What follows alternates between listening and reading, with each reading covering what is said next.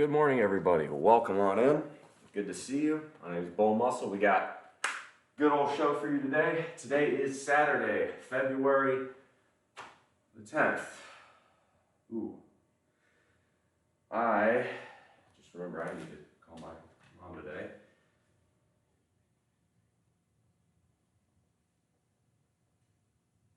Today is Saturday, February the 10th, and I have a great show for you guys today. We're gonna do a lot of press. It's gonna be heavy. This is actually will be at a PR weight, so we're gonna see just how much we've improved on the press. I think we've gotten quite a bit, so we'll see where it goes.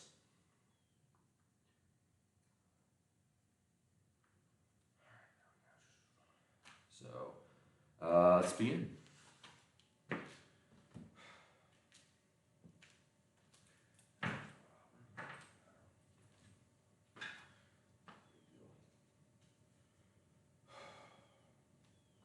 All right, so we got press day today, and we do. What we're gonna try to do today is like we did yesterday, we're trying to do 2-rep stuff. We're really working, we're at 90% of our 1-rep max. Really the goal is here, really try and work form, get used to the very heavy weight. So that way when we try our max, we can absolutely peak in terms of performance. I'll look extra swole. No, the reason is because for reasons known only to God and to electrical engineers, the ballast light today decided to come on. Usually it doesn't. I don't know why. So we have better lighting today as a result. That's why I look a little bit, perhaps a little bit clearer, a little bit better. It's also because I'm at the peak of my bulk. And we'll talk about that because I went to an all-you-can-eat Carolina barbecue restaurant yesterday and still did not gain weight. So we're gonna have to go really back to the old school basics here. Gonna be drinking half a gallon of milk a day for a while, bare minimum, to really try and supplement the calories. I want 235, so gotta do it. Okay. I'm gonna go ahead and get this all set up. First off, get warm, get loose. All right, so shoulder press, right? We're trying to do here is we want to start with our hands just about perpendicular to the bar. We want to rest, right? We want to sort of, when we start, we want to rest our elbows almost on our lats. We want to keep our hips locked out, so, right? Don't do this. You want your hips locked like you're at the top of a deadlift. And then when you push through, you end it right. When you push through, you end with the bar almost behind your head as opposed to out in front. So you end it there. You sort of explode your head through forward. A little bit on form there. The goal too, you don't want to bend your wrists too much. You really want to keep the bar in the meat of your palms. And this is what I've adopted. I've adopted a thumbless grip instead of a hook grip. I found it's a lot more effective for me. You didn't, yeah. I know, I don't know how. I weighed 228 or 229.8 yesterday morning. I got all-you-can-eat Carolina-style barbecue. You better believe I blasted some food in there. You can go to the Discord if you want proof. And I woke up this morning, weighed 229.2. I don't understand that. Look like a Titan. I appreciate that. Yeah, Mardi Gras is coming up, and so is Lent, which is frustrating. It came very early this year, and it's going to make... Right, as a Catholic, that is going to make my life in terms of bulking a bit more difficult. It's partially why I'm tempted to end the bulk a bit early. We'll see. I'm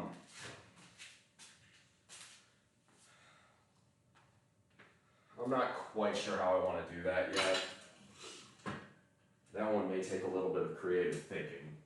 Now, the rules officially say on Fridays or on days in which you are supposed to fast, you are allotted, for Catholic rules, 1 meal and 2 snacks that do not equal a second meal. So for me, this would probably look something like, you know, 1 meal is going to be a very high protein meal, and then one of the 2 snacks will be a protein shake, because that does not equal a meal. It's just a drink, but it's got a lot of calories and a lot of protein in it. So that's probably how I'm going to have to attack that.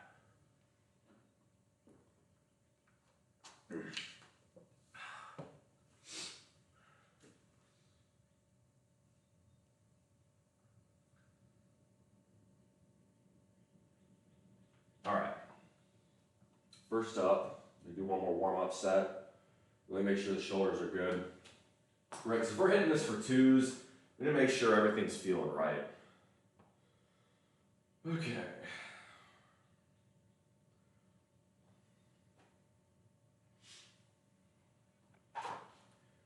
Sure the headphones are working. They are. Excellent. Can I do Von Grapp? Good to see you. I haven't seen you in a minute. Have you ever thought about getting a demon back? What's a demon back? I don't know. All right. We're just going to rep this again. We're not really repping this for, this is not working set. This is still warming up.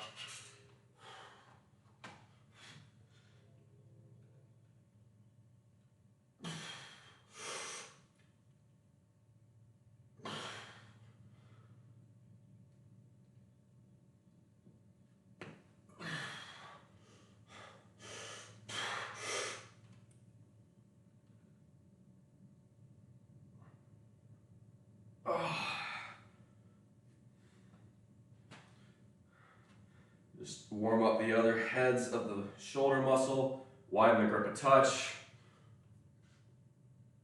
Let it stretch. There we go. Okay.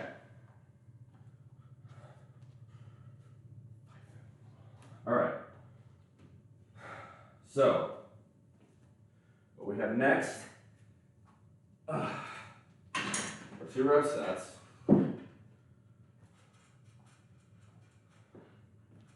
So that was 125. This will be 175. So what we need next are 15s.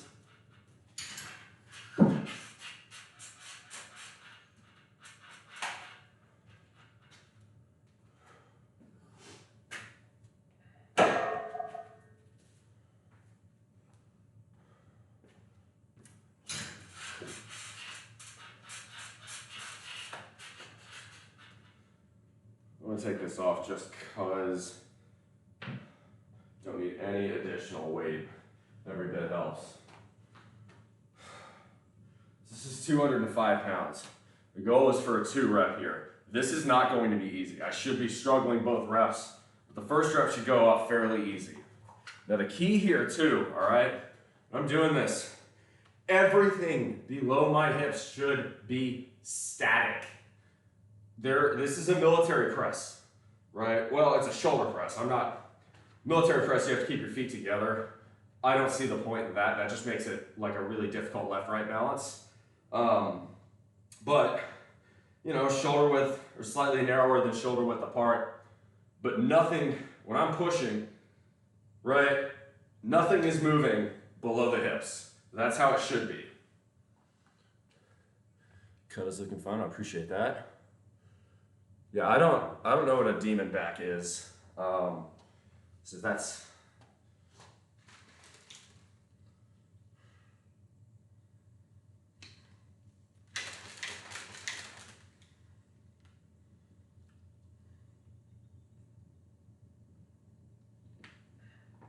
I forgot to add creatine to this.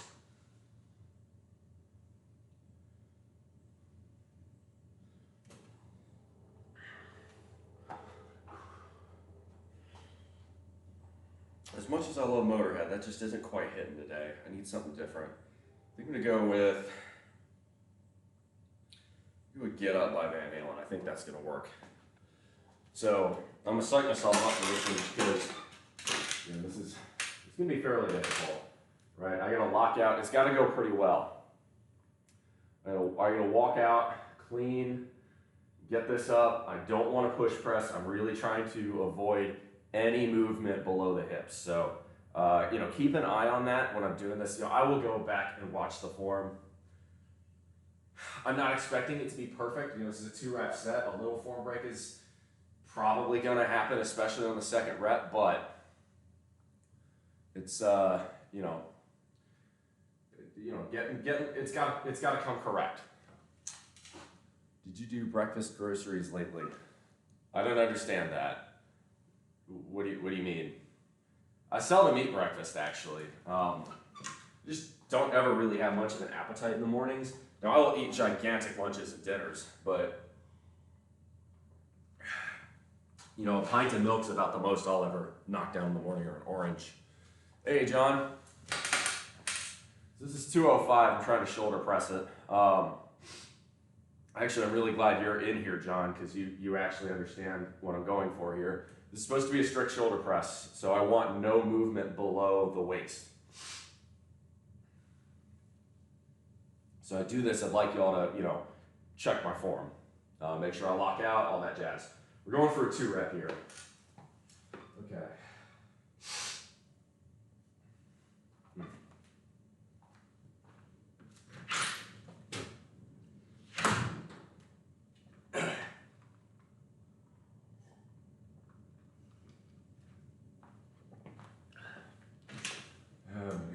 Her side of the yard get overgrown. Is starting to come over my chain link fence, kudzu and shit like that.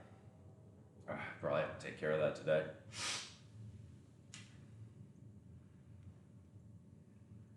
Yeah, I saw Chip Kelly's going to Columbus. I don't know what Ohio State was thinking when they hired the A&M athletic director.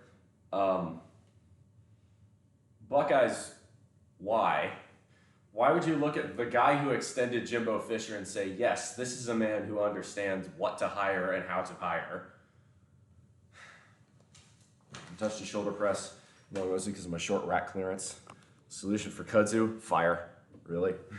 Burning it. That's about the only thing you can do. Now, I'm going to cut it back, but have you got eggs in the fridge? Yeah, but eggs aren't a breakfast food. Well, they can be, but they don't have to be. All right, I'm going to focus up. I'm going to hit this. 205.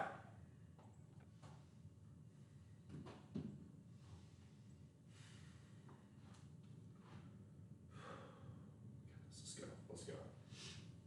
So I did 195 for 3 last time. This should come up.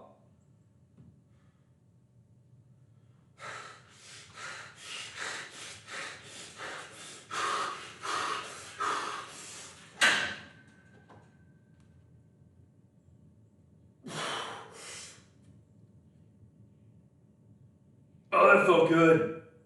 Oh. How'd that look? That felt real good. Okay, I'm pretty happy with that. I felt like I locked out at the top, or as far as I'm concerned, close enough. Felt like it came back. Felt like I got down low enough. Did not feel like I was moving my lower body at all. What'd y'all think?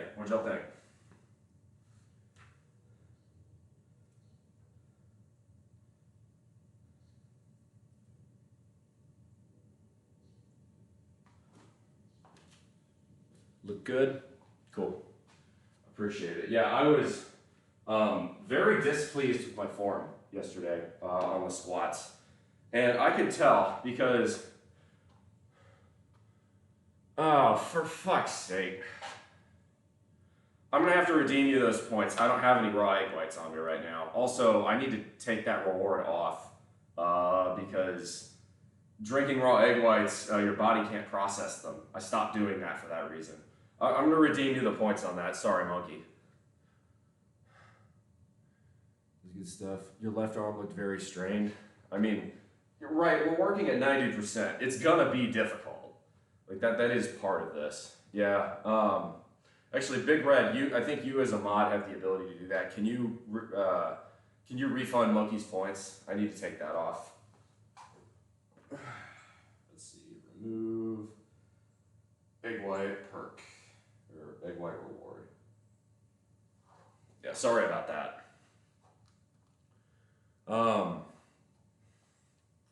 Yeah, now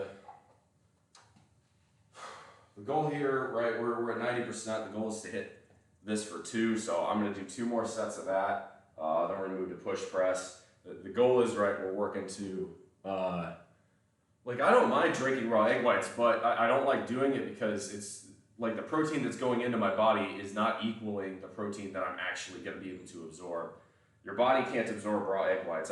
I didn't know this for the longest time, and then somebody showed me a scientific survey that showed, like, only about 55% of the protein you get from ingesting raw egg whites you can actually digest. So you're better off cooking them. Yeah. Anyway, as far as that was concerned, that felt pretty good. Definitely didn't feel easy, but it didn't feel too bad. I mean, that's a PR. I've never strict shoulder pressed more than 200 before, so we're already in PR territory, which is great. Sometimes the eggs get it from the parents. Yeah, salmonella is also a factor. So I'm not going to do that.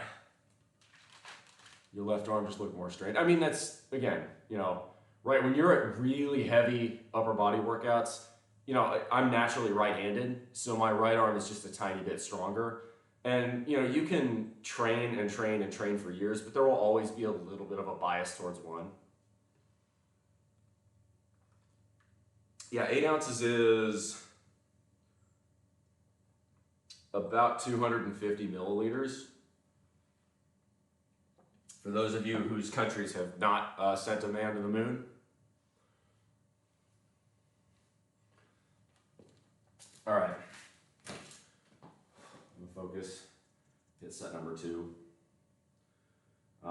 Yeah, I'm going slow on this, but I'd rather do it right than do it quickly. Ditch that. Yeah, no. Don't worry. You'll get a refund on that.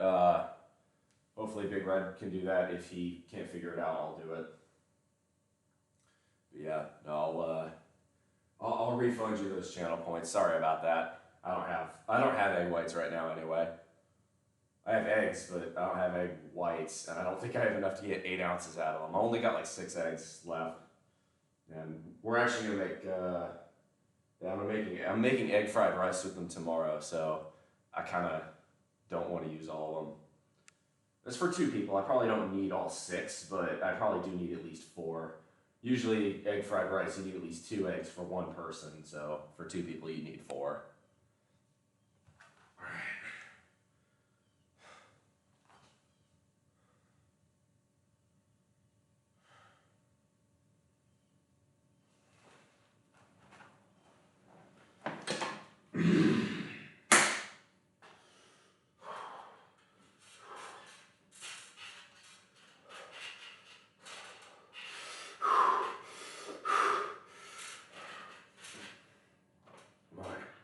All right, check my form again, make sure everything's looking good. You know, lower body is static. I'm locking out, all that jazz.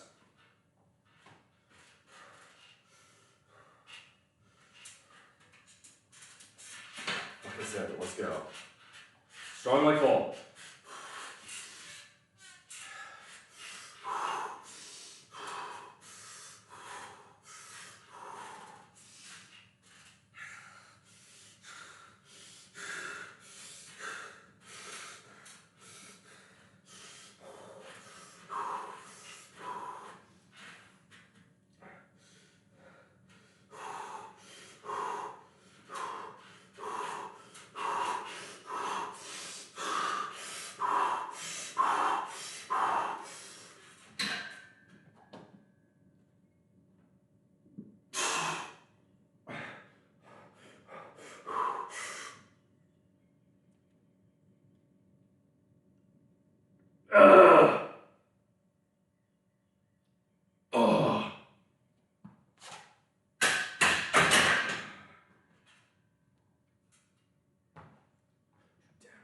Bullshit.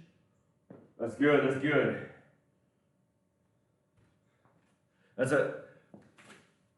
Oh. That second rep was grindy AF, but it came up. It came up. Ghost Walkie, thanks very much. Appreciate that. That is, so not only have I just done a PR, but I've done the same PR for 2 sets, and I will do it for a third. I'm going to attempt a third rep. I was afraid you were going to get that second set up. Yeah.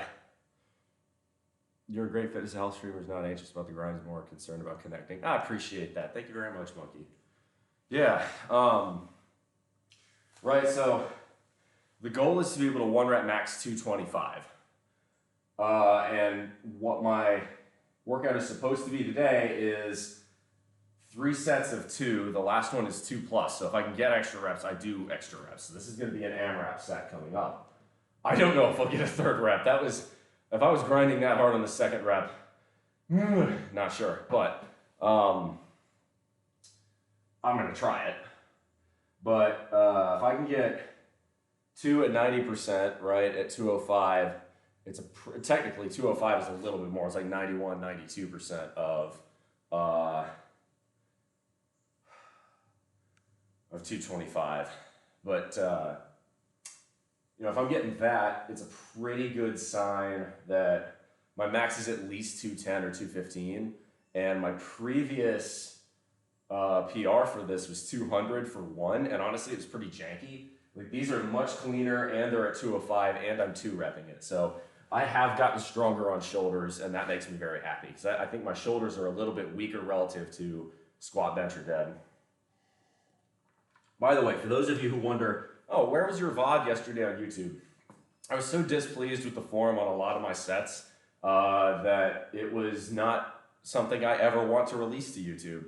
It was so bad, and I'm just like, I can't in good conscience put this up there. And I could tell my hamstrings and my glutes and my quads were sore yesterday, you know, as you'd expect. But my lower back, particularly the muscles right on the sides, the erector spinae, at just above, like maybe an inch above the tailbone, were where I was feeling it probably the most acutely. And a little lower back soreness, right, after doing that much heavy squat work is normal, right, a little bit, but I felt it more than I normally do, which was telling me that my form wasn't quite right. So what I'm going to do for next week we're doing singles, is on the warm-up sets, I'm going to put you guys over at the side, right where I had y'all yesterday, and I'm going to ask for a form check on the reps on the side profile as I warm up at 125 and 215 and 305. So that way, you know, right, I can get a better feel for, okay, where really is parallel? Because I have to guess at it. It's not ideal. Better keep yourself accountable for the future. Absolutely, absolutely. Right, I really don't like ego lifting. Sphincter. Yeah. I want to, right, I don't, especially with squats and deadlifts, there's higher risk of injury hitting those really heavy weights, even for singles and doubles and triples. So you need to be able to lock in on your form, at least on most of the reps. And I feel like my form slipped too much yesterday. And I just wasn't happy with it. So, you know, I would rather swallow my pride. You know, maybe this means my max is probably closer to 420, 425, which is still an improvement, but less of one than the 440 I was gunning for. My groin issue I was having didn't seem to be affecting things. So I think going about operations normal should be fine. Now, I don't know if you have a commercial gym access to. Mine is going to be, right, my gym is going to have access. Like my site gym, I have some pieces of equipment that I don't have access to here. But if you have access to abductors or adductors, you may want to try that with real lightweight and see how it feels. You heading out? Yeah. Okay. Roommate's heading out, so you're gonna hear some garage noise. We'll wait for her. Fine. I need to give myself more time before this set.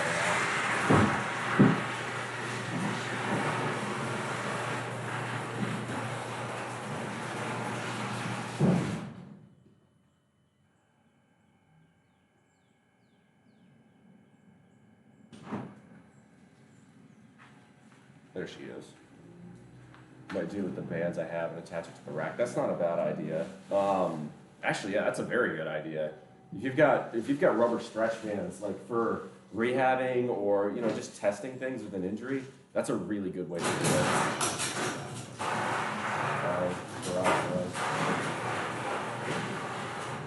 This is not a professional gym. Okay. The nice thing is now, though, I could actually move y'all further back a little bit. I don't think I really have a reason to. I might do it a little bit, a couple of extra inches. Make sure y'all got a really good view. See, you're watching my lower body, making sure it ain't going anywhere.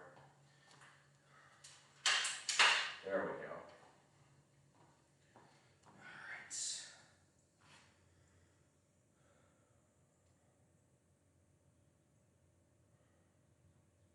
So, I will say, by the way, the S&P 500 stayed above 5,000 for the first time yesterday, which is huge news. What this means is, while my goal there is still, the official time clock, the S&P 500 has gone so quick, has gone above my projections to the point where there's a shot I hit my financial independence number this year, as opposed to in 2025. As of right now, in terms of raw numbers, my net worth is 93% of where it needs to be, which is the closest it's ever been by quite a while. 2023 was an absolutely great year on the market, and so far 2024 is shaping up to be pretty good. So I'm pretty happy about that. The good news is with my new job, if I take it, realistically, all that's going to do, I like engineering as a career. So just because I can be retired doesn't mean I necessarily will. What that's going to do is give me a really nice thick extra coat of padding so I can still afford my lifestyle. If I say, I don't like this anymore, I'm done, I quit. But that extra money means I can start, I can have a permanent charity fund, I can increase my lifestyle if I need to. I have a bulwark against inflation if inflation ticks back up. It's all sorts of good knock-on effects. Or I can withdraw at a lower savings rate, which more or less ensures 100% success in my portfolio, but then on top of that, also ensures that my portfolio is likely to grow over time, which means in the future, should I want to expand my lifestyle or donate more to charity, my net worth will have grown over time. Let's say if we're dodge left and run errands. I've seen 1,000 ways to die. Guys who are lifting the wrong way, blow out their colons and bleed out. Dude, I'm about to do an AMRAP set. Please don't say shit like that. I gotta try and shift that image out of my head. Okay.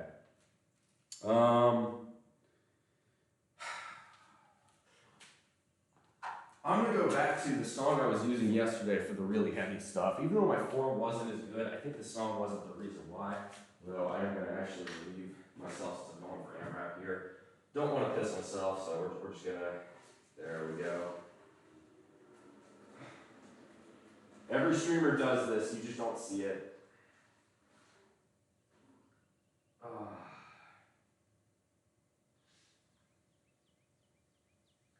There we go. Okay.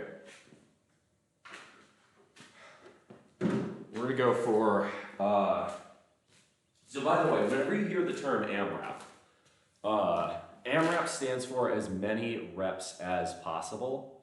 So that's what we're gonna do. Let's see. Big Red doing some trolling. Model Twitch new buddy who starts out as welcoming stage traditionally turns into redirecting your raids through OnlyFans. Well, you don't have to worry about that with me because I don't have an OnlyFans.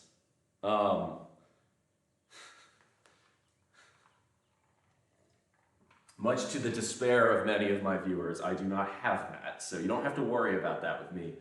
It's the same thing with ads, right? You can tell, okay? You can tell which fitness streamers are in it for the money and which ones are in it because they enjoy it, right? I do this because it's fun. It's something I like to do. What this does, I think, is make me a better streamer. It makes my content better because I'm not beholden to anyone. I can choose how I want to do things. I'm gonna move this. This is putting a lot of tension on this table. I don't like that. That's better. I'm not beholden to anyone or anything to say anyone or anything, you know. I can speak my mind freely. I can say what I want. This is why I have the content labels on. Even though I'm not really an explicit streamer, I want to be able to say whatever I want without having to be scared of walking on eggshells that I might offend somebody and get reported on Twitch. So to me, that freedom of speech, even if maybe it means I don't make as much money on the channel, and the quality of content, even if it means I'm not running as much ads and therefore not making as much money, is worth its weight in gold. That's why, you know, that's why you only see 30 seconds of ads an hour. That's why, you know, I don't plug sponsorships here. Now, you know, there are certain things like Power Block. You don't have to sponsor me. I just like your product, which is why I say, yo, I got these Power Blocks. They're good. Same thing with like protein powder, right? I'm not in this for the money. I'm a nuclear engineer. I'm a nuclear engineer who is about to be able to retire in his 20s. I don't need the money. But what that means is you guys can trust me a little bit more, you know, to not say, hey, the way to get swole is to buy this product. No product is going to make you swole, not even steroids. You have to put in the work. There is no other way around it. And this is what I think people don't understand, right? Even if you take steroids, right? Yes, will steroids supercharge your gains? Yes, but you still have to work hard, right? All the super roided out people that you see that have loads and loads of muscle on them, they're still putting incredible amounts of work into the gym. That's what you have to do, right? Steroids only work as far as you push yourself in the gym. What steroids really do is allow you to push yourself more frequently and more intensely in the gym to get a better stimulus. That's what steroids really do. Mostly. I'm grossly oversimplifying it, but I also am completely natty, so I don't know a ton about gear because I don't need to know a ton about gear. It's useless information to me. All right, Luke the Loquacious, good to see you, as always. Really happy you stopped in. I love it when people even just stop in to say hi. Makes me very happy. Good to see you. All right, so worst things that scare him, I get Ovechkin a Penn sweater. I'm slowly losing my ability to care about sports. I'm watching my fanhood as an A&M. Like, I'm watching my ability to be a fan of Texas A&M die in real time. Like, buy my super scam pill for $500. It's the same thing with like that Prime stuff that fucking, who is it, Logan Paul? He's basically marketing that shit to kids. It's caffeine and sugar water. It's basically just Red Bull. Like, that's really what it is. It's more caffeinated than Red Bull. You know, that shit, it's not healthy. It's not going to make you a smarter, stronger, or anything person. It's just a scam. Like, I hate to break it to you, but hard work is really the only way to really get those gains. Blockbuster moves on this day in 2000. The Mariners traded Ken Griffey to the Reds. And my stepdad was happy that day. I bet he was. Okay, I'm going to go with Slayer here. Again, I think that's the move. So I'm going to do Seasons in the Abyss again. I think it worked pretty well last time, so we're going to do that this time. All right. I don't know I'm going real slow on this, but this is very close to max, so I want to give myself a little bit of rest. I want to see if I can get a third rep here. If I can 3 rep 205, I've got a lot more confidence to 1 rep 225. That's what it comes down to.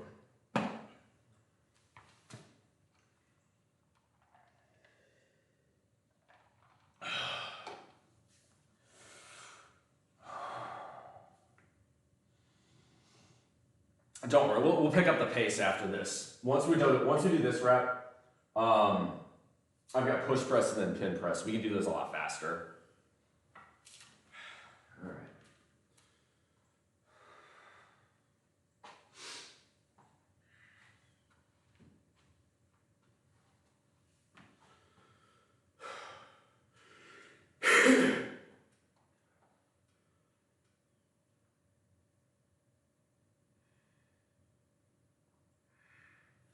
Gotta be explosive. I've got to explode on the first rep if I want a shot at 3.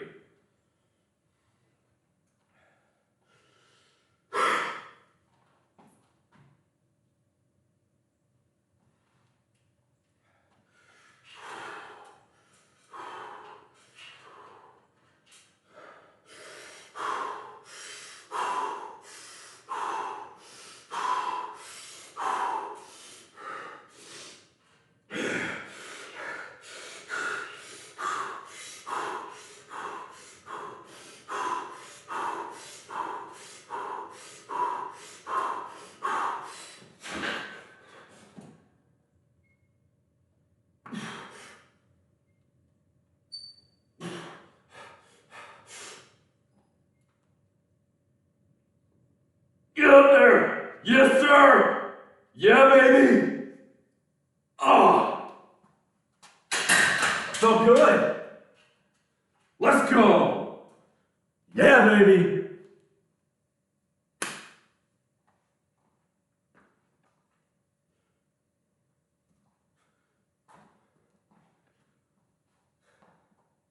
Oh! Let's go. That's 205 for 3. That's a freaking PR, baby! Woo! All right. Where's your background music? So I want to play like Spotify while I do this, and I've tried it. The problem is it makes my stream all crunchy because I don't have enough I don't have enough processing power on this laptop. So Plus Ultra Eddie is correct. I really like Jeff Nippert as well. He's not the only good one though, okay? So part of what workout plan to endorse is going to be based on what you want to do, right? If you're trying to increase your maxes and you don't really care about aesthetic, you're going to want more of a powerlifting program, right? Alex Bromley is probably my favorite of the powerlifting guys. He looks like dude looks like a fucking beer barrel, but he puts up huge fucking numbers, right? What I'm doing now is 70s powerlifter. I'm not used to hitting 2s and 3s and singles like this, and so it's definitely, I'm more interested in aesthetic than the numbers, usually. But this is it's a fun experiment to kind of introduce myself to a bit more of the powerlifting stuff. My favorite YouTuber for fitness and health is probably Alan Thrall. He's natty. He talks about why he stays natty. He's run his own gym. He's run dozens of programs. He's got loads of experience. He's very relatable, and I think he's very funny as well. He doesn't take everything so seriously as well. I really strongly endorse Alan Thrall in particular. He's probably my favorite. I like Alex Bromley a lot. And yes, I like Jeff Nippert as well. Sam Sulek, okay, a lot of people have seen him. He's gotten very popular, especially on TikTok. Be aware that Sulek is very much not natty. It's kind of obvious. Now, he doesn't sit there and claim he's natty. He just doesn't really touch the topic. But that doesn't mean his advice is bad. In fact, quite the opposite. I think a lot of what Sulek says is pretty good advice.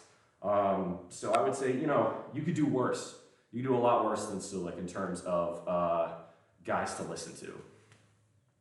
I think I prefer Jeff Nippert. The other one is Trainer Winnie. He does Trainer Winnie doesn't show his face. He doesn't actually do the workouts, but he talks about, it's very kind of stick figure cartoon style. But I like how he's a very calm voice. And I like the way Trainer Winnie describes certain things. Now, there are some items where, Jeff Nippert's a lot more science-based, Trainer Winnie is a little bit more feel-based, but they're both really good. And I don't necessarily agree with every single conclusion they come up with. There are certain exercises that I feel are a lot better that people like Trainer Winnie or Jeff Nippert may not like. For instance, Trainer Winnie's not a huge fan of the dumbbell waiter curl. I have found very few exercises give me a pump in the biceps the way the waiter curl does. Now, does that mean I do waiter curls and that's the only bicep exercise I do? Of course not. That would be stupid. But I think throw one set in there as a burnout set at the end. Great. It's a feel thing.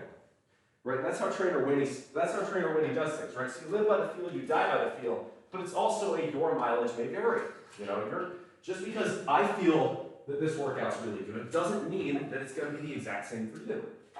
We're humans. We all have different physiology. We all have different body structure, and we all have different preferences. And it's okay, right? There are, taking bicep curls again, there are probably at least a dozen great varieties of the bicep curl, and there's no reason you should only do one. Now, do you have to do every single one? No. But pick the ones you like the most, and then rotate ones you don't like in every so often so as to stay fresh with the movement. For me, the bicep curl exercises I like the most, probably incline curl is my favorite, incline dumbbell curls. I feel like I get the greatest stretch on the eccentric, on the biceps with the incline dumbbell curls. Preacher curls of any variety, I prefer barbell over machine, but if you have only access to a machine, machine is very good. Any form of preacher curls is solid. And then just standing, basic, strict dumbbell curls, you can't go wrong with the OG. So, but you don't really, the only wrong form of bicep curl is the bicep curl you do in the squat rack. Don't be that person. Do not curl in the squat rack. First off, let me give Mr. Eddie here a shout out. Actually, I'm gonna give some shout outs too. First off, I'll shout out John is hiding in the box. 1, 2, 3, 4, 5. Y'all. Okay, so now, okay, obviously, right, if you have a home gym and you're not sharing it with anybody, yes, then you can curl in the squat rack. But you know that's not what I'm talking about, John. Smart ass. John is being a smart ass in the box. But yo, go give John a follow. If you think anything at all I do in the gym is impressive, go watch this motherfucker. Okay, so we got 125, 175, 180. So this is 80% of 225, and now we're going to move on to push press. We'll go a little bit faster now. We're only doing 4s for this today, so this should be 4s for push press at 180. That's going to be real easy. Especially if you got Slayer bumping. That's going to be good. Let's go. Although I will, since it's push press, I'm gonna bounce, bend my knees a little bit. So I'm gonna bring you guys a bit in further. Right, so push press is like that. It's okay to use your knees. All right, let's go.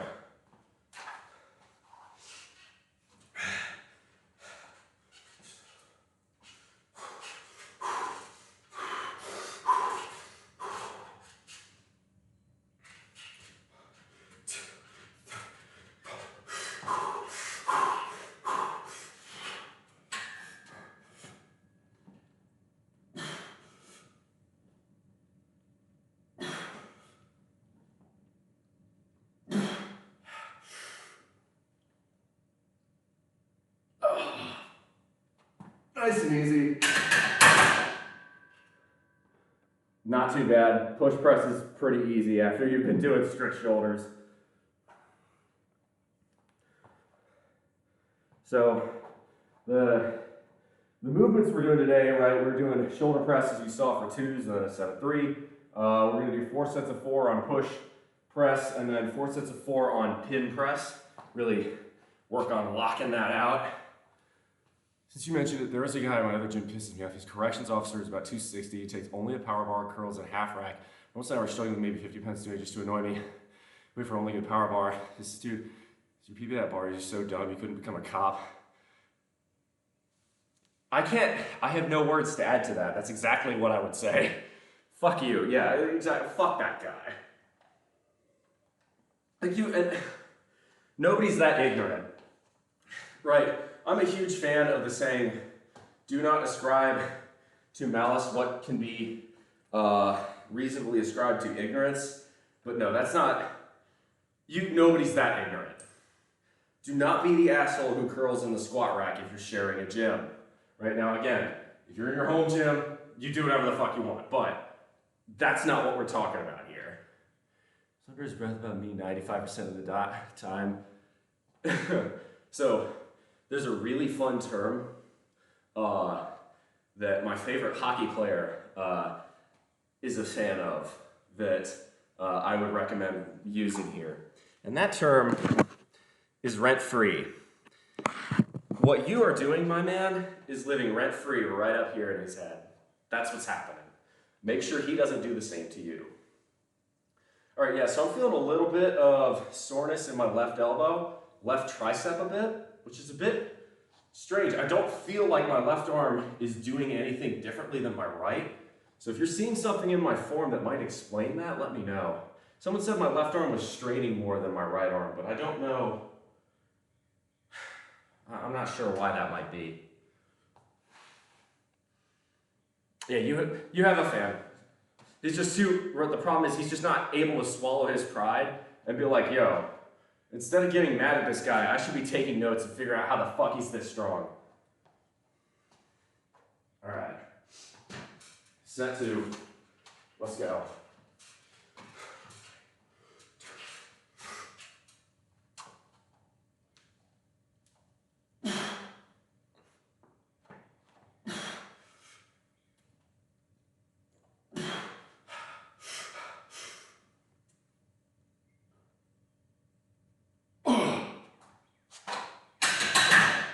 Nice.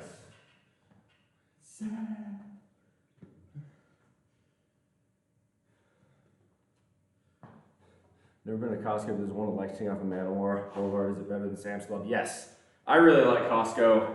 I find that most of their products are always really high quality, so I recommend it. That's it.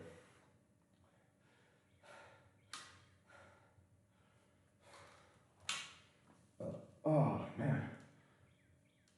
So, we actually have a fair amount of bodybuilding work to do today. I'm going to do floor press today, so that'll be fun.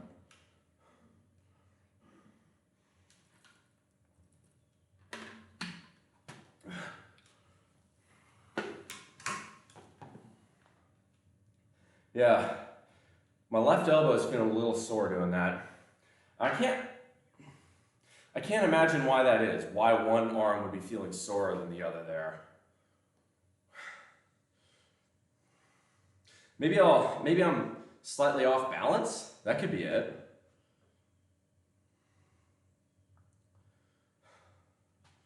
All right, let's hit the third set.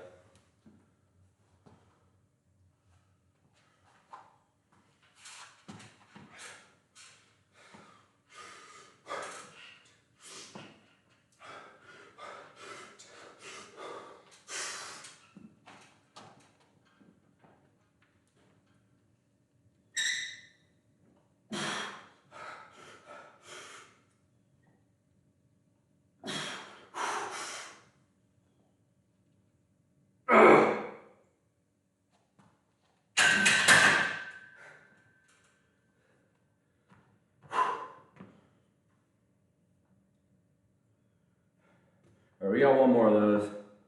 The lidocaine will do the trick. The problem is I've got a lot of sets left before I'm done. So lidocaine's gonna have to wait.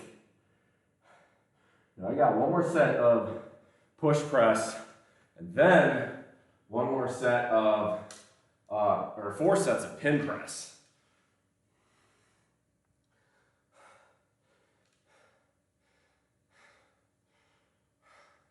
I feel like I've got the strength there, but it definitely feels like something's not happy in my arm.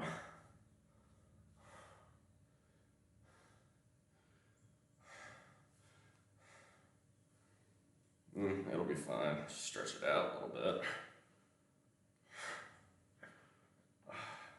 Feel a little bit of that soreness in my right shoulder too, but I can't tell. It's like right here. I can't tell if that's muscle soreness or ligaments, tendons, kind of. It feels a little bit like electrical, which makes me feel like it could be. It's kind of like that achy electrical pain. So I feel like that might be not muscular, but I don't know.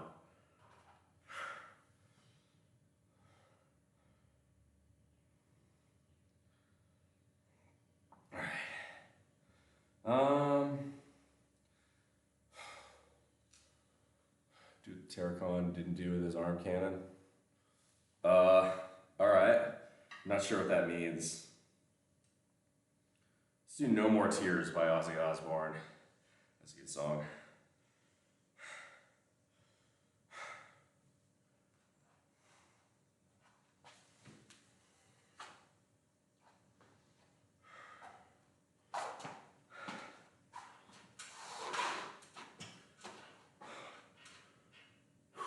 I mean, this is 180. This is still a lot of weight. Not really another way to say that. Reference went over my head too. Yeah. By the way, let me shout out you, Mr. Eddie, because I always love that you're in here. You and John are the other health and fitness guys that seem to regularly come in here, and so I really appreciate that. So I'll always give y'all a shout out. Yeah, and Lesbian Hot Sauce too. Y'all three. Let's go. Come on. Just 4 more. Just 4 more, and then we do pin press.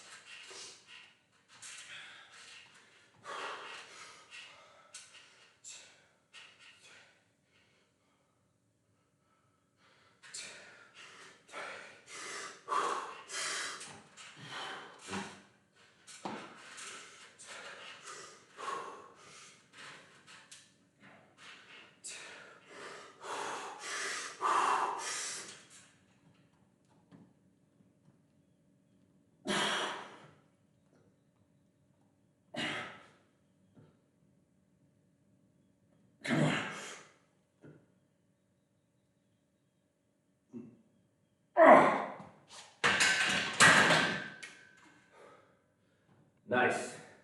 Okay.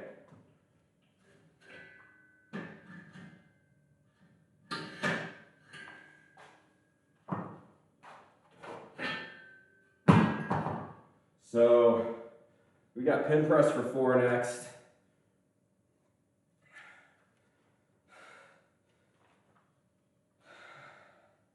So what did we do pin press at last time? We started at 175. Well, that maybe we don't do this for 4 sets. I may not quite have that level of strength. We'll find out. All right.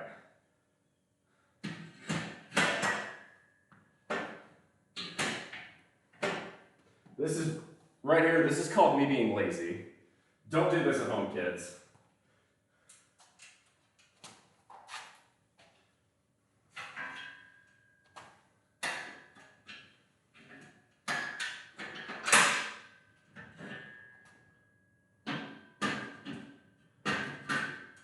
Well, it's right at about eyeball level. Perfect.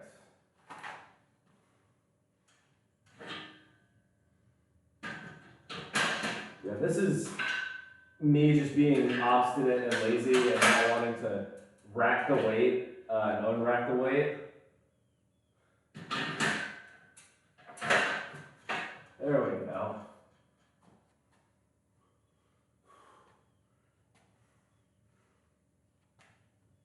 There we go. Nice.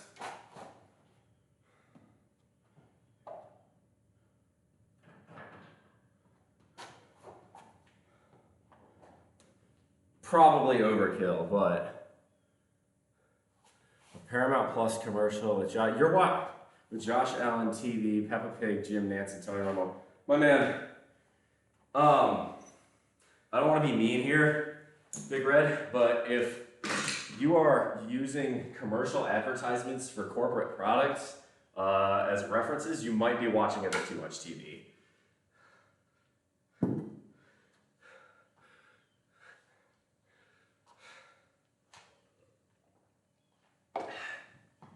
It is Super Bowl Sunday weekend coming up. This is Super Bowl Sunday weekend, so I get that we are at peak levels of consumed product, but yeah, I think it's something I'd want to watch less, right? Consider how much money is spent on those ads on Super Bowl Sunday, right? What you're doing is you're betting that you can resist billions, literal billions of dollars of the best advertising schemes that money can buy. Why would you make that bet? Right? Corporations are in business to make a profit. There's nothing wrong with that. But, right, in the interest of making that profit, they're going to do what it takes to maximize how much that is. Oh, all right, mascot plushie boot. All right, I gotta go back in and get that. I'll do a set. Let's see, Katayamayuchi, or I might have butchered that. I'm sorry. Thank you very much. Welcome on in. I don't think I've seen you before. I will give you the mascot plushie boot after this pin press set. Okay. But right, advertising works for a reason. So when you're watching television, you're already focused in on something and blocking out the rest of the world. So you're already almost in a semi-subconscious, receptive, hypnotized state. That's how television operates. So be very careful about that. You're much more suggestible when you're watching television. You're very passive, especially when there's lots of flashing lights and colors. It makes you even more in that receptive state. You know, something like this is just a man walking around on your screen and doing exercises, right? There's very little stimulation. And there's been lots of research on this one. Mr. Rogers in particular if you ever watch like old clips of Mr. Rogers' Neighborhood, there's very little of that very high-paced, stimulating kind of stuff. It's very toned down, it's very easy to follow, which means your brain is a little bit more active because it's a little bit less interesting. It's deliberately done that way. Forces you to think about things you're hearing. You know, just uncritically accept them. All right, pin press. So the idea of pin press here is to work on that lockout, all right?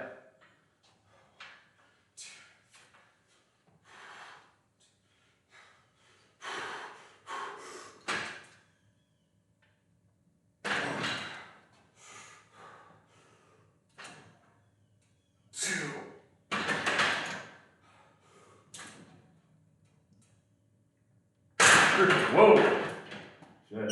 Lost control of it there on the eccentric. Gotta have it better than that. It's not a complete rep if you don't have control over it.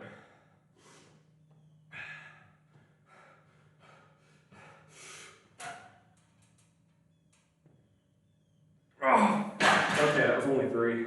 I gotta go down weight.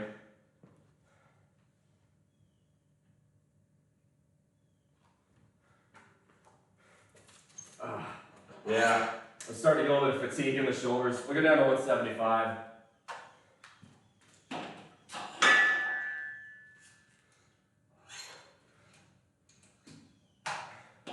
All right, I'm gonna get the mascot. We'll do a plushie boot next.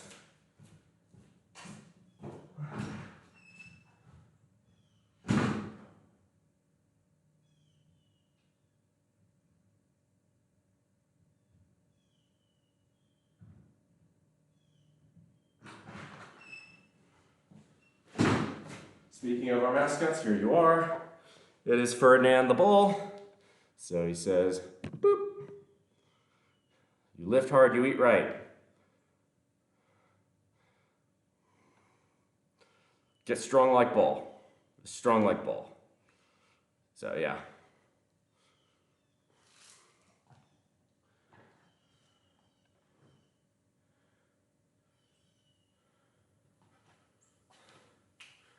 Yeah, that was tough, but yeah, as far as Super Bowl Sunday is concerned, right, that is the most expensive ad space money can buy, so you better believe every psychologist out there, every marketing guru out there, every advertising genius out there is looking to make their mark and make the most persuasive ad possible.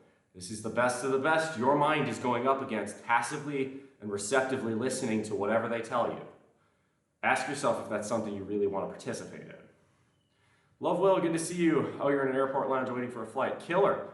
Cool, good to see you. Oh God, you're going to Vegas for the Super Bowl? Oof. Man, something biblical about that new fucking dome, the sphere. It's like modern day Eye of Sauron.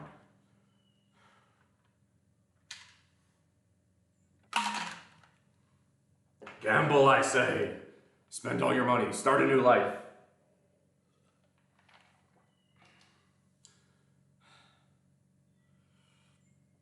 My advice to you, if you are in Las Vegas, is check out Icebox Canyon.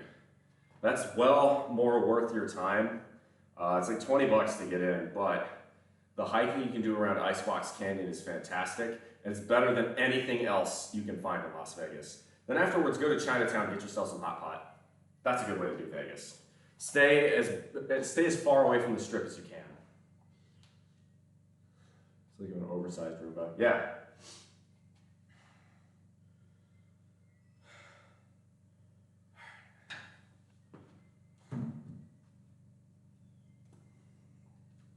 All right, we're gonna hit this for 4 here. You said advertising space day, free tickets. Ah, yeah.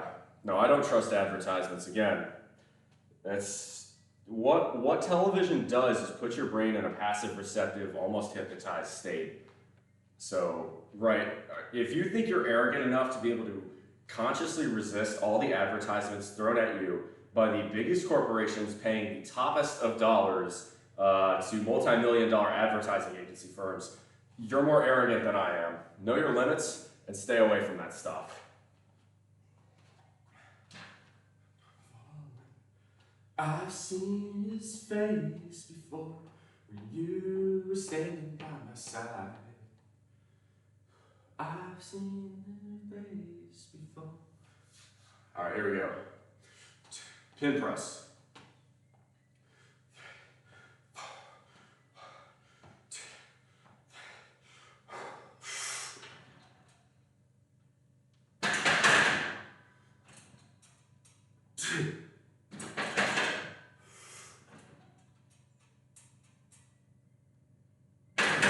Come on, one more.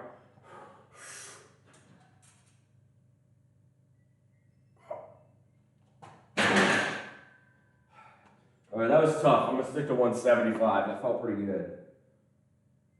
Said to myself, no one set me free. Stop people not telling me how shady your industry is. I'm an engineer. I fight y'all and I fight the fucking lawyers too. Come on, fucking take it, bro. Lawyers, politicians, doctors, and advertisers. Don't trust any of them. They're all fucking glorified for what they actually do. You're talking about the new A's Stadium. It's being built on the plot of land where I stayed while I was in Vegas, the Tropicana, which is one of the dumpiest hotels on the Strip. So the Tropicana is a terrible place. I'm glad it's getting raised. But a baseball stadium in Las Vegas is so fucking stupid. All right, Eddie. Enjoy your work day. Gosh, working on a Saturday. God bless. That sucks. But love will. Okay. I will stop telling your industry, or I will stop telling people how shady your industry is. The second you start, y'all's industry starts advertising in favor of nuclear power for a change.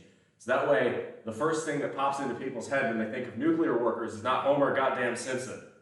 All right? Scratch my back, and I'll scratch yours. There, you want your answer. Actually, love will. Talking about where you're from, Mr. John in the chat. John is hiding in the box. You want to see dude from your neck of the woods is fucking strong. Holy shit. Next level. Now, it's true though. I know, because I've got other friends who are in advertising. I know how fucking shitty it is. This is what you're trying to do. It's all psychology, and it's stuff. I don't trust psychologists neither. Psychologists, doctors, philosophy, most philosophy, outside of stoicism and utilitarianism. But psychologists, doctors, philosophers, advertising majors, and especially the goddamn lawyers. Don't trust them. Don't trust them. Some peanut butter powder that did not dissolve very well.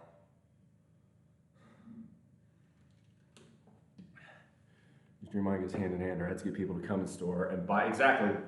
And one of the mantras I say on this channel is don't buy shit you don't really need to impress people you don't really like anyway. All right, we got 2 more sets of pin press, and then we're moving on to upright rows, French press, floor press, and oh God, that's gonna, dude, my triceps are gonna be shot. Ooh, that's gonna be rough. That'll be fun. I'll do floor press probably first. Yeah, I think that's the move.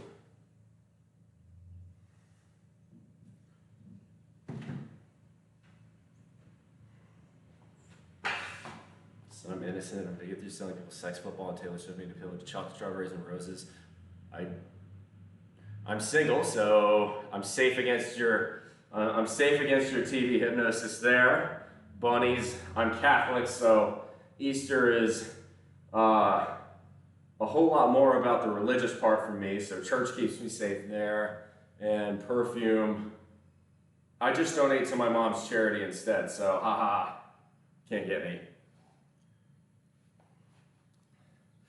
Selling people sex, football, liquor, and Taylor Swift. I've gone dry this year too, so you can't even get to me via liquor anymore. There we go. Just come over me, and I don't know what to feel.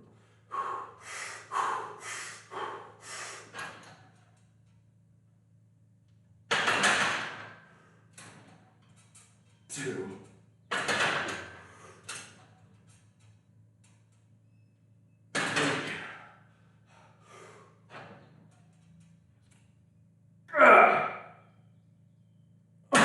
4. I really want to do that at 180, but fuck, I'm topping out. That's hard.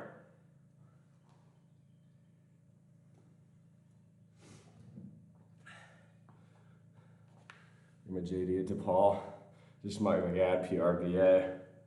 I went to a cult, but I can't even be a fan of them anymore. I have watched my ability to care about sports die in real time over the last 6 years.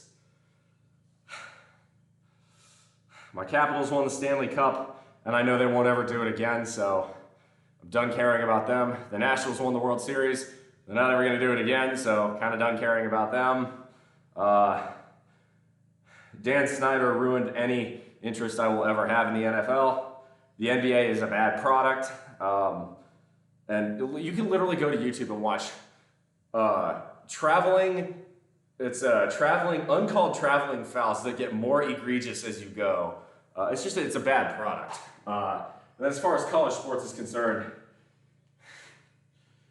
due to external forces beyond my control and the industry I work in, I can no longer really talk about what college football team I like or college basketball, really any college sports. So that has hurt. That has been painful. I'm watching my college fanhood die in real time.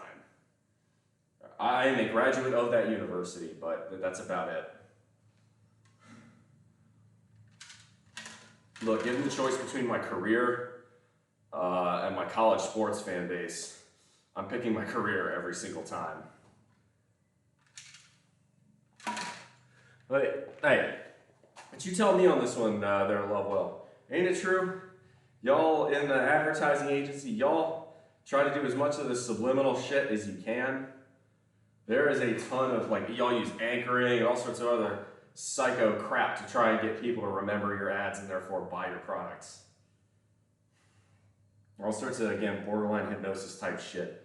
And what's funny is, too, TV has been used for, well, okay, so TV has been attempted to be used as a medium for mass mind control before. Now, thankfully, here in the United States, our government is not willing to do that.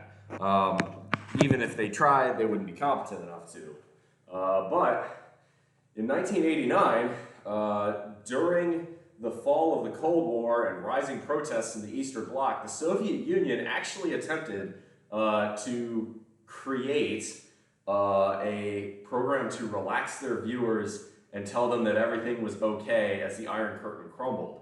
You can go look it up. It's if you just type in charged water, it's the term charged water was used to imbibe charged water is it's almost a meme in Russia, because in the late ending years of the Soviet Union, that was attempted to try and quell the discontent of the masses, as the Soviet people started to realize just how far the communist system had put them behind the West. Worst to come, worse. Worst come to worst, roll tide. No, that's my mom's. Like, I'm happy when they do good because it makes my mom happy, but I'm never going to go out and root for them. It's just not how that works. You don't just turn it off. I'm so upset that UConn is the #1 seed in the Big East. Made my first by putting my foot down decision on partner. I'm not touching March Madness. That's pretty good.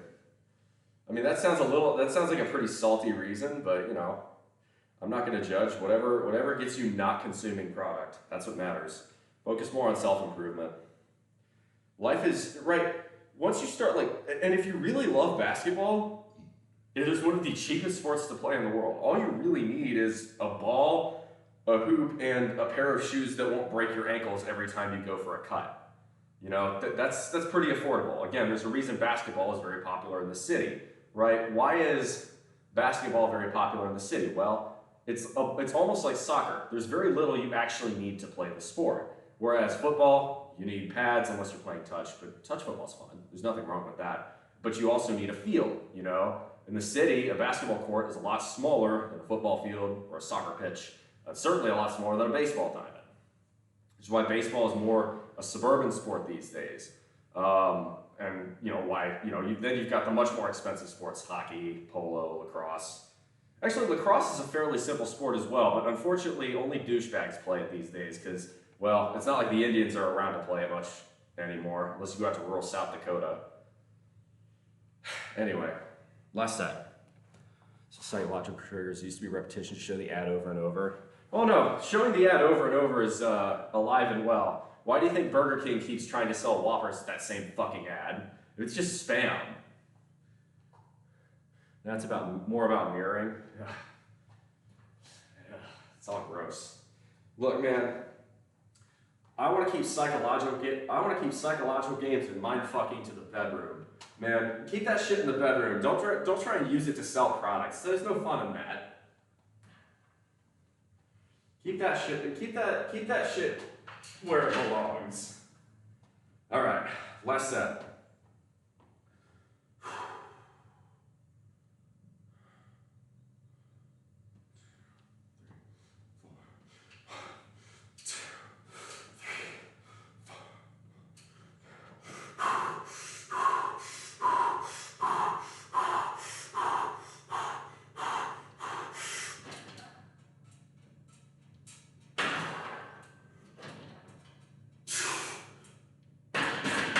Come on.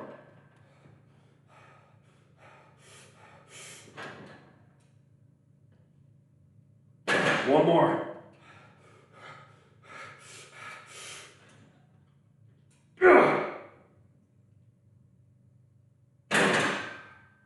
Oh. Lightheaded. That's good. Ugh.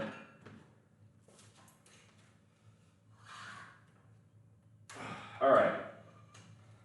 Remove the floor press now.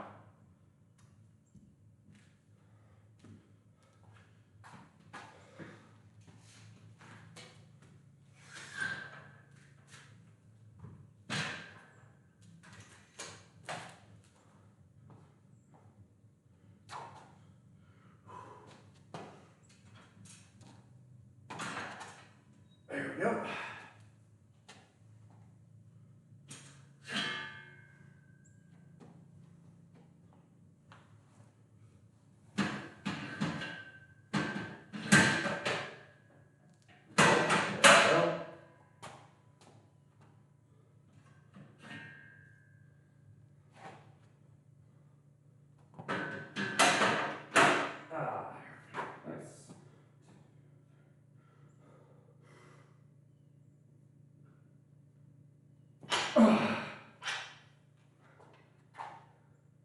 We're gonna do floor press next. Morning, Big Game Mikey. I bet I could sell you a Whopper. I bet you fucking couldn't. Gross. I know how those things are cooked. I know what the macros are. Absolutely not. But it is why you drive a Bentley. You can sell a lot of people a Whopper. Here's why I know you can't sell me a Whopper. The nearest Burger King is like 30 miles away, and I have no interest in driving that far for a burger. No, Big Red, stop. No, stop using advertising slogans in my channel.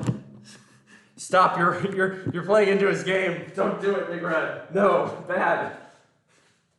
All right, let's make sure I line this up correctly. But yeah, it is why you drive a Bentley. Look, it's the whole Mad Men thing, right? Advertising works. The reason it works, again, Mr. Lovewheel here would not be driving a Bentley if he was not extremely good at what he did. Advertising works. Don't give into it. Stop consuming product. I hate you guys so much. I was actually watching an episode of a clip from Mad Men on YouTube. I don't know how it came into my feed, but it was about, cigarette ads in the 60s. It's toasted, right? It's that kind of thing.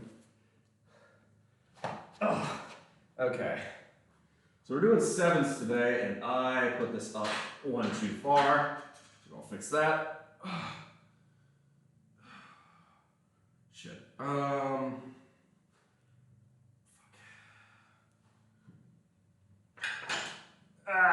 it caught on the dumbbell. Oops. Honestly, a little lower. I don't know, a little bit lower and have to. Yeah, that's more like it. We just come down too.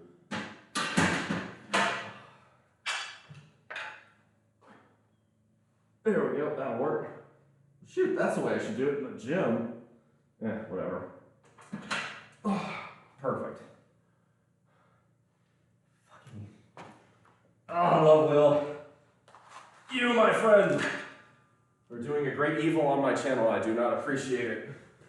Now, there is some truth, is once you understand how an advertisement works, you're a lot less prone to it. I've heard that's true.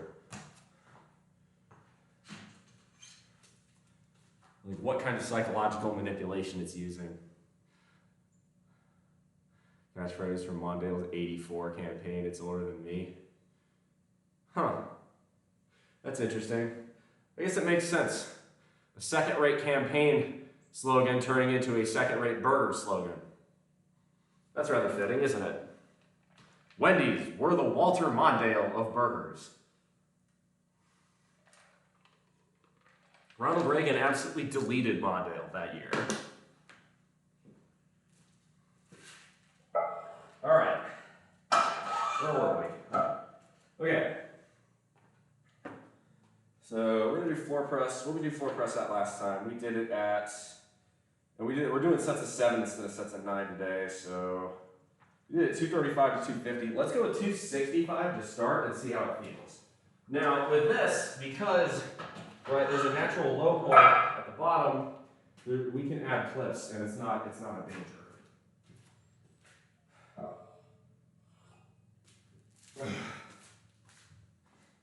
The whole point of floor press is really to work on those triceps, get them to be better at locking out. I was born in '85. I didn't need. Yeah, I forgot. You're 10 years older than me. The point here is simple, right? That's all I'm saying is keep the psychological manipulation where it belongs, in the bedroom. It's true, because there's that old saying, man, everything, especially to men, everything in life, everything at all, is about sex, except for sex. That's about power. I'll admit, driving a Bentley is not at all cracked up to be, it's British. Of course it's temperamental as hell. When restricted speed till you would go to the dealership to deal with the sensor, and it's a 2023 model. Just telling you, my 7-year-old Chevrolet Hybrid, I spent $75 in gasoline last year. This is what bothers me the most about you there, Will. You're smart enough to understand how this marketing claptrap works because you do it for a living, and yet you've completely fallen for it by buying a shit car. What gives? No wonder you don't have the freedom to do what you want in your job. You're addicted to the consumerist crap just like the rest of everybody. Even I'm slightly addicted to it, but I try my best to avoid it. The truth is, you really don't need a lot of money at all to be happy. There are people who live on less than $2,000 a year in places like Africa and Asia that are happier than you and I will ever understand. But they don't have all the crap that we do. Why is that? Because shit doesn't buy happiness. We've just been lied to assume it does. All right.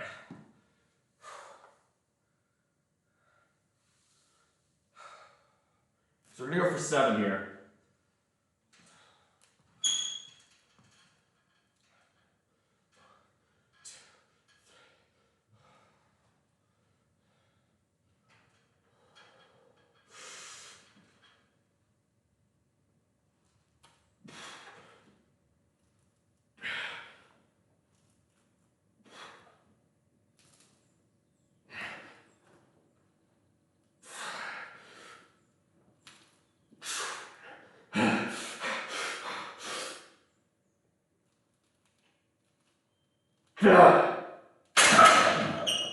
Oh, that was tough. All right, I'm not going any heavier than that.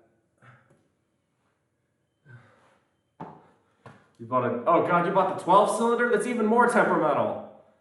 100 was cheap, 200 was up. Even when gas was $4 a gallon, I was spending $30 to fill up my tank. Mate, frugality is the new fanciness. In tough times, when people see that you are thriving, and the best part too is, in tough times, when everybody else has been consuming to their absolute max limit, they get caught because they started buying shit on credit, they have to default on it, and prices for things, housing, automobiles, you name it, crashes. This is called a recession in most places.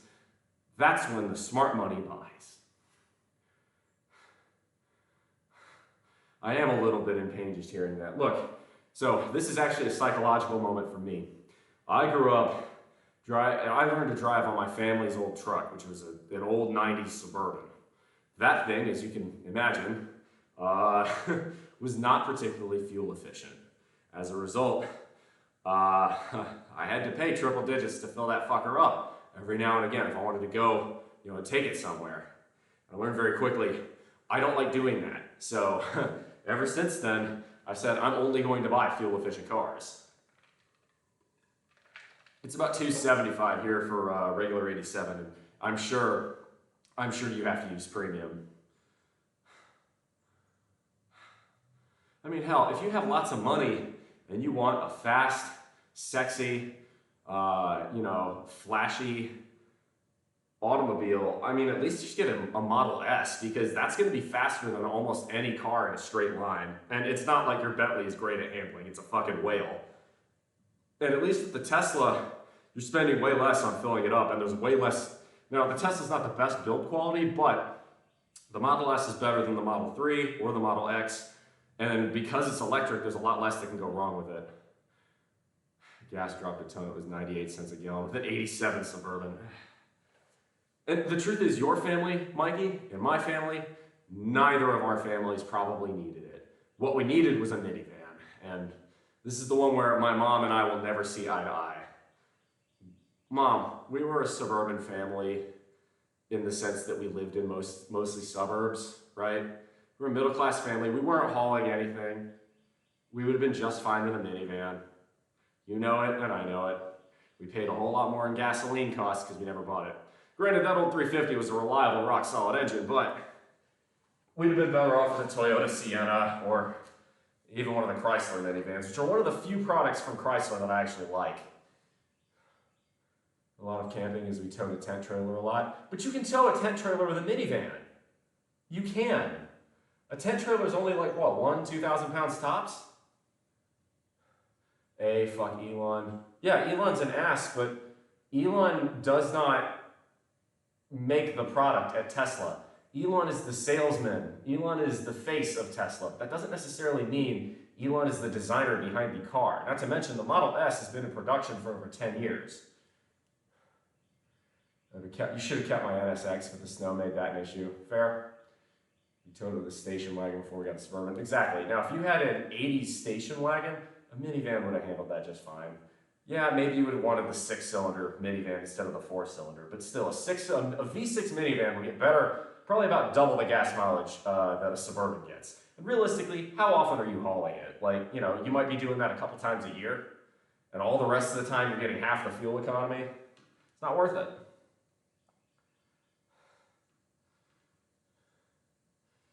Rocked a Honda Odyssey. We were a big family going to different things. The Odyssey's a good vehicle.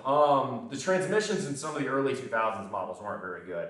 The automatic trans with the 3.5-liter V6 that Honda made wasn't the best. I really wish they had made that a manual, but you know, we can dream on about that. The best minivan, okay, that I have such a soft spot for is weirdly, above all, of all minivans, huge fan of the Ford Aerostar. And the reason for this is that parts are unbelievably cheap because it shared the platform with the Ford Ranger, and it was a rear-wheel drive minivan that you could get with a manual transmission. I had to use an Aerostar for a job where I was I was moving big tower computers everywhere, you know, dozens of them at a time. And the low load floor and the cavernous space of those minivans, of the Aerostars, is fantastic. Because it's rear-wheel drive, when it gets icy, you can drift it. You can do donuts in a Ford Aerostar. And just watching a minivan doing donuts is hilarious, just on its face. Drifting in Aerostar is that's probably my favorite. That's my best automotive flex right there. I've raced a Mustang before, but I've drifted in Aerostar. Most people can't say that. All right.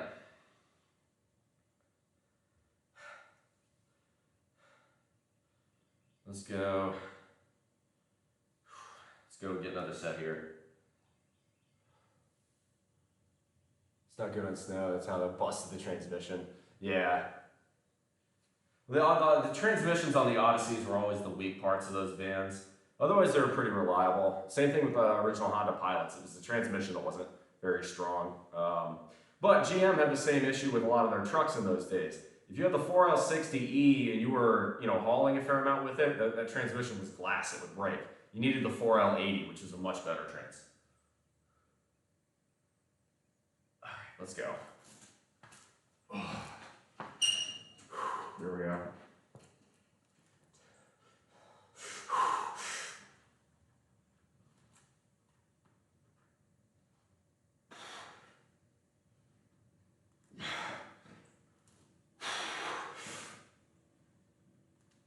Come on, 2 more.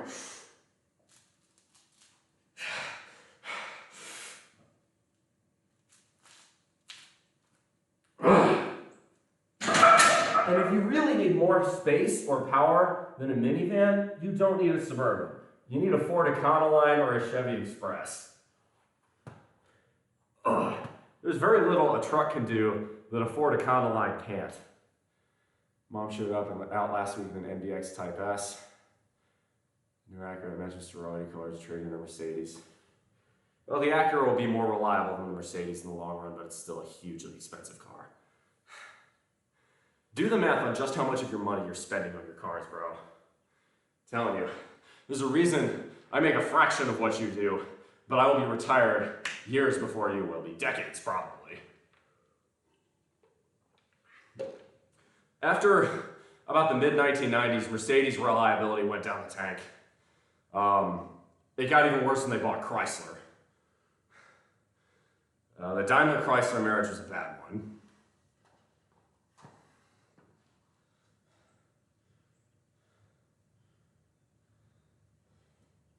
All right.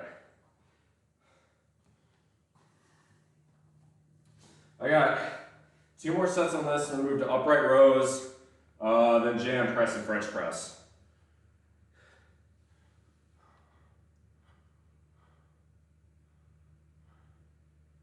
I might just do triceps extensions. I prefer that to French press.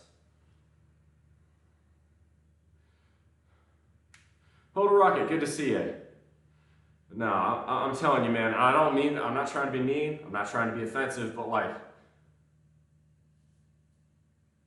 it's one of these things where I'm the hardest on the wealthier people that come in here because y'all are the people that could easily make the change to become financially independent. And as a result, once you do that, you can act according to your values and do good in the world. That's why. That's why I'm like that. Because, right, it's the same reason I'll actually give Tesla a lot of respect. The thing with Tesla is that Tesla made electric cars cool. Or at least before Elon became a dipshit, or openly became more visible as a dipshit. The point is, right, the Model S made electric cars much more attractive, and therefore the upper class started buying them, and as a result, when the upper class starts buying things, you get more investment into electric cars. There's a lot of high school guys who drove BMWs that are god-awful ugly.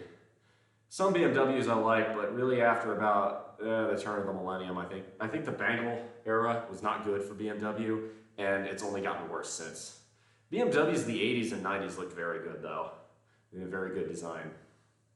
I think they were just, it was an understated, very Teutonic design, but it looked nice. Honestly, Audi has gone the same way. A lot of the 80s and 90s Audis look very good, but the grills just got massive on Audis after about 2015 or so.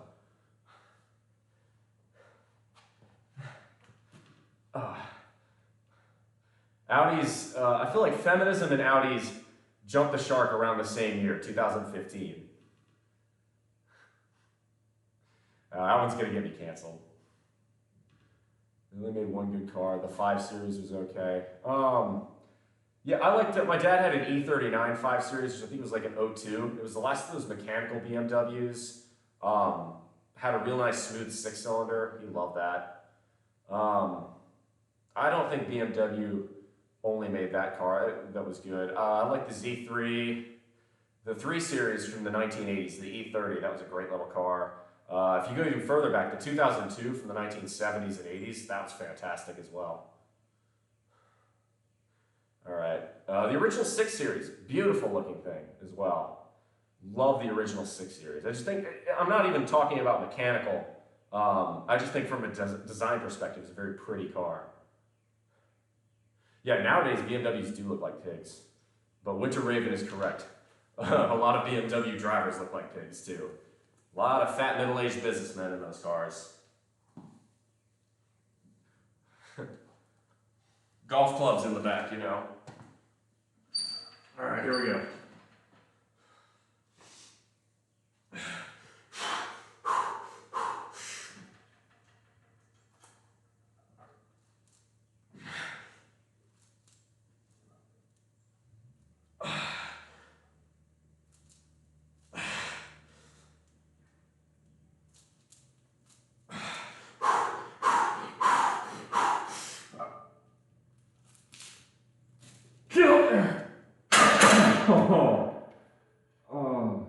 I got one more of those. I'll tell you what, the most powerful in terms of like torque vehicle I've ever had.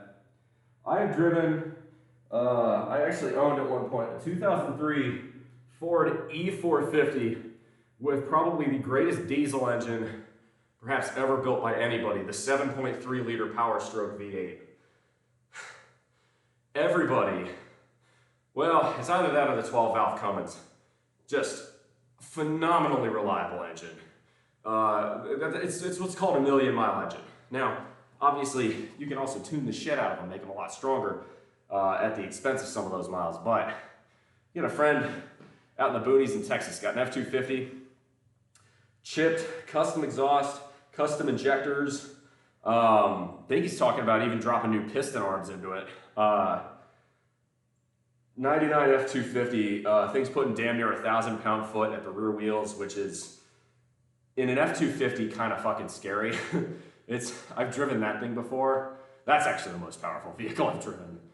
Something like 475 horse and close to 1,000 pound-foot, and I'm just like, that thing accelerates like a Corvette, and it's a diesel F-250. Thing's scary. But on a rural Texas road, that thing will go 100, like, it'll cruise at 100. Honestly, what he needs to do is put an extra bottom overdrive gear in it So that way it's idling. No, it's not idling. Like 1,500 RPM. He's going 90 miles an hour. Make an F-250 that gets 25 miles to the gallon. Winter Raven, I agree. I prefer efficient vehicles. I'll tell you what, I actually love the new Toyota Prius. I never thought I'd say that. For the longest time, Priuses were almost made, it was almost like Toyota was deliberately making them ugly. The new Prius looks great. We have an antique 735i 92. That's the Fraser car. If you ever watched the TV show Fraser, he's got an old 90s BMW. It's really good looking, I think. From the early 90s, my favorite Beamer might be the 8 Series. Now that was not a reliable car, especially the V12, but boy, it looked so good. Love an Ioniq 5. Oh, the Envision 74 looks so freaking pretty. I love the design language that Hyundai's been going with on some of their cars. It's kind of got that vaporwave aesthetic where it's it's very like futuristic, but in a 1980s kind of way. And I dig it with the square headlights and it looks good. It looks really good. God, my elbows are fried, my triceps are fried, and I have one more set of this. This is 265. This is a lot of weight. My shoulders, I'm definitely feeling it a lot in the bottom of the heads of my delts and the tops of my triceps. So like this band, like above the top of the bicep, all around this outer edge just hurts. This is good. That's what you want. Yeah, Fraser was a good series. Love Will, honestly, the way you talk with your Bentley and such, I feel like you're a cross of Fraser Crane and the dude from Mad Max. Pop-up headlights, 8 Series. Oh, they are gorgeous. Love Will, if you want one, you gotta go to the South. Any car in your neck of the woods from the early 90s is just gonna have bust. 30 odd years in the Midwest is just gonna destroy it. It rots cars. That's just what happens. No matter how well one is built. The rust and the salt, it just takes a toll on the cars in the Midwest. There's a reason it's called the Rust Belt. Right? It's not just because of all the industrial decay. It's because anything metal there will rot over time. I would say you want the Southeast too. A lot of people say, oh, but you want a California or an Arizona car. No, you don't. The trouble with California and Arizona cars is the sun is so intense out that way that as a result, interiors crack, leather starts to peel and degrade because of all the UV that it soaks over the years. What you want are cars from Georgia, Alabama, Tennessee, South Carolina, but not too close to the coast. You don't want Florida cars because they're often flood damage, same with Louisiana. You want them from anywhere around the Atlanta, anywhere like within a 100 to 200 mile radius of maybe Macon, Georgia. That's where you want them. All right. Let's do this last set on floor press.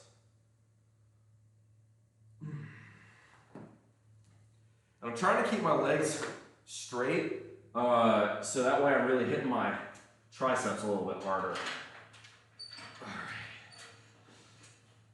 I want to get down, hit the floor, and come back up. You know, I'm really not trying to cheat the reps. So if you guys see me cheating the reps, say something. All right. 1, 2, 3, 4, 5, 6, 7. Let's go. You're there. Come on.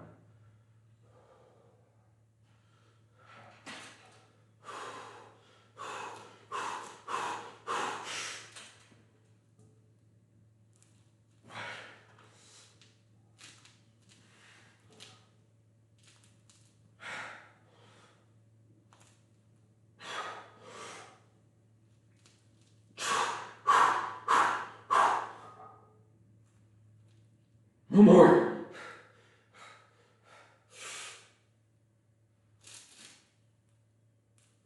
Get up there! Ah! Oh, my triceps are dead. Oh, ouchie. Woo! All right, heavy stuff's over. We're gonna move to upright rows now.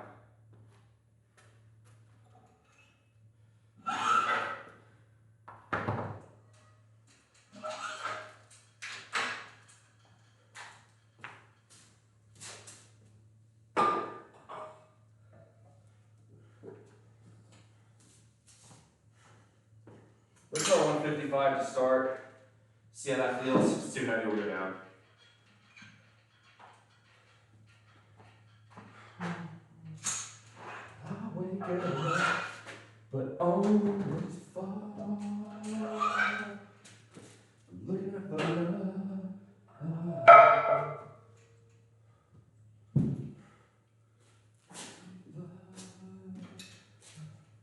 all right, let's try this.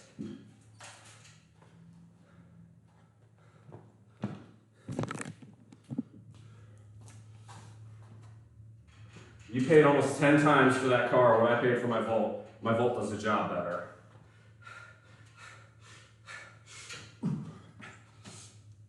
No, that's too heavy. I can tell instantly. First off, this needs to come up. No. That would be a ego lift beyond all ego lifts. No. No, no, no, no, no.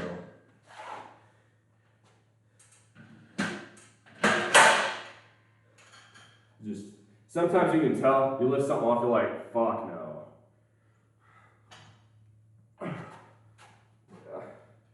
No. That's, we're gonna abort that. Let's start with 135, see how that feels. Absolutely not. Okay, that was a bit ambitious. I thought maybe I had a little bit more power going on there than I guess I do at this stage of the workout. So, that's fine. It's not the end of the world. Oh.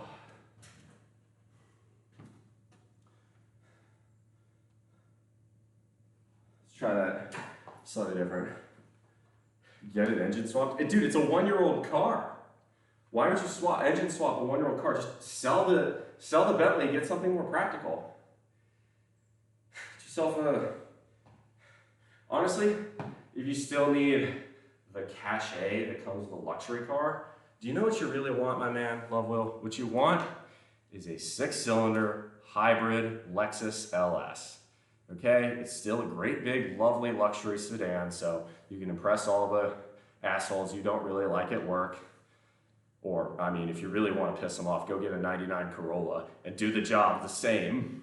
The 99 Corolla is undefeated, but the fucking Rolls Royce, man, now all you're doing is just doubling down on your mistakes. Are you trolling me? But if you have to have something nice, something like a Lexus will actually last and not be a problem child. Get yourself a nice, reserved, comfortable Lexus. It'll do the job, the same job the Bentley does, or the Rolls in the Maybach, but instead of being in the shop half the time, it'll just do its duty. Just get the fucking Lexus. Or if you just cannot bring yourself to buy a Japanese car, get a Cadillac. Cadillac will be a lot more reliable than any European crap will be.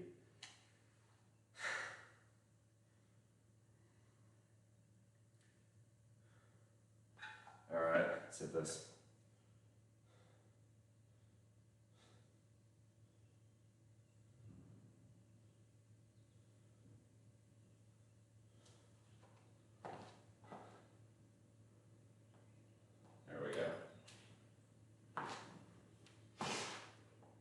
Let's try this again. Sorry about that, y'all. I got ambitious with 155, and it was not happening. Come on, go for 7 here.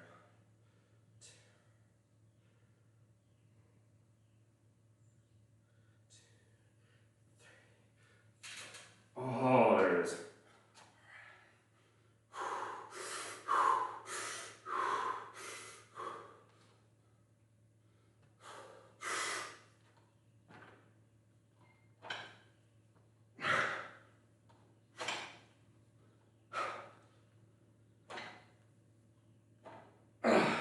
Better still, bonus points.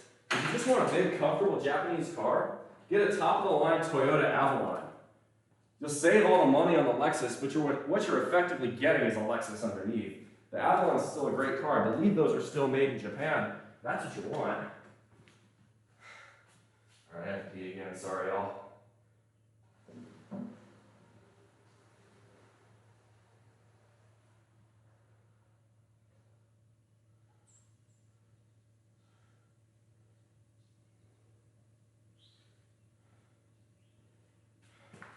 if you like Japanese cars and you're fed up with your British car's reliability, the very obvious answer there is to get yourself a fucking Lexus.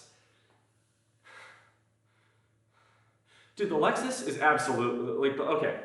The Lexus LS especially, that is the top of the line Lexus. If you're looking for a big sedan that is going to be very reliable, and I bet if you get the hybrid version, very fuel efficient too. Why on earth would you not go for the Lexus LS here? Personally, I think buying any car in that price range is stupid. And if I had to buy one, I'd go for a Tesla. But if you insist on a quality luxury automobile, for me, it'd either be a Lexus or a Cadillac.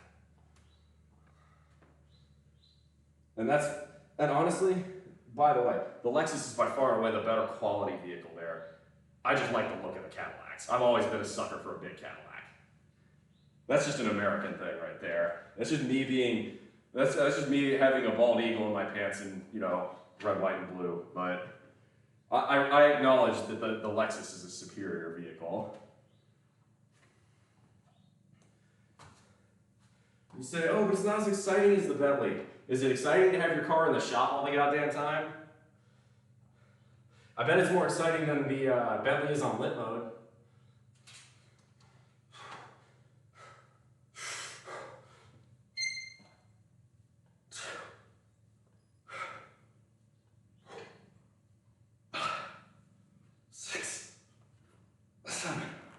All right, that felt pretty good. I'm gonna go up a touch here. For the love of God, just don't buy another fucking British car. The blokes do not know how to make reliable cars. They never have and they never will.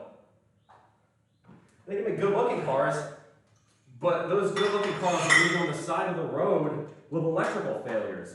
And that's basically the Jag brand at this point. What is a Jag but an unreliable British car? Always has been, always will be.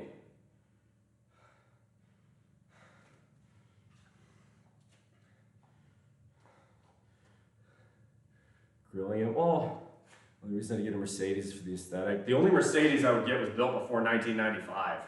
If it was an old 80s, if you could find an old diesel Mercedes from the 1980s, like a, you know, a 300 SD or a 300 SDL, cherry, beautiful, wonderful car, and will last forever. Another car, if you're really concerned about winter performance, you'd have to go a little older because now they're owned by the Chinese, but Volvo. Older Volvos are very good cars too. Very slow though. Older Volvos, you're not going anywhere quickly, but you will get there. Those old iron block engines last forever. And they're bank-vault safe. Of course, any newer car will be as safe as an older Volvo. It's just older Volvos are still very safe cars, whereas older cars from other brands are not. Lovewell, again, I'm only hardest on you because you have the most to gain from embracing frugality. Other people, right? Well, actually, that's not even true. You could gain a lot from frugality. Other people have to be frugality because they don't have the money. If you did, I mean, God, you could change the advertising industry. You could start advertising, putting your skills behind, you know, getting people to lift, all sorts of shit. I'd almost ask you to advertise for me, but I can't afford your services. On the looks of things, I ain't paying your fucking Bentley bill, bro. Even if I could afford it, I probably wouldn't pay it. I kid. Look, you know your homies, right? You know your homies with someone when you can rag on them and then they'll rag on you right back. So you can hit me for being a fucking cheap ass who lives in fucking Deliverance area, South Carolina. Again, my total spending last year was $17,594. All right? I want you to put that in perspective. I spend less in a year than you do in a month.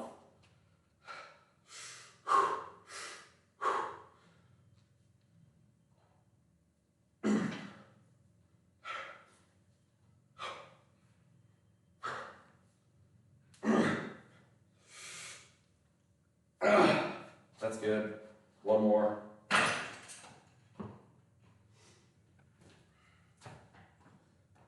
I'm the hardest on you because wealthy people, in my opinion, this is very much a sort of Roosevelt era mindset.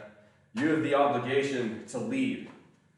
You are born into wealth, you're a hardworking person, and you're a successful person. It is up to us, the hardworking, successful, upwardly mobile people in this country, to lead the country forward to a better and a brighter tomorrow. I do it for free. I appreciate that. The Rolls being built by BMW, I wouldn't do it. BMWs are, especially the luxury ones, they're electrical nightmares as well. Love Will, look at the Lexus LS, that's what you want. If you have to have an internal combustion luxury sedan, get the Lexus.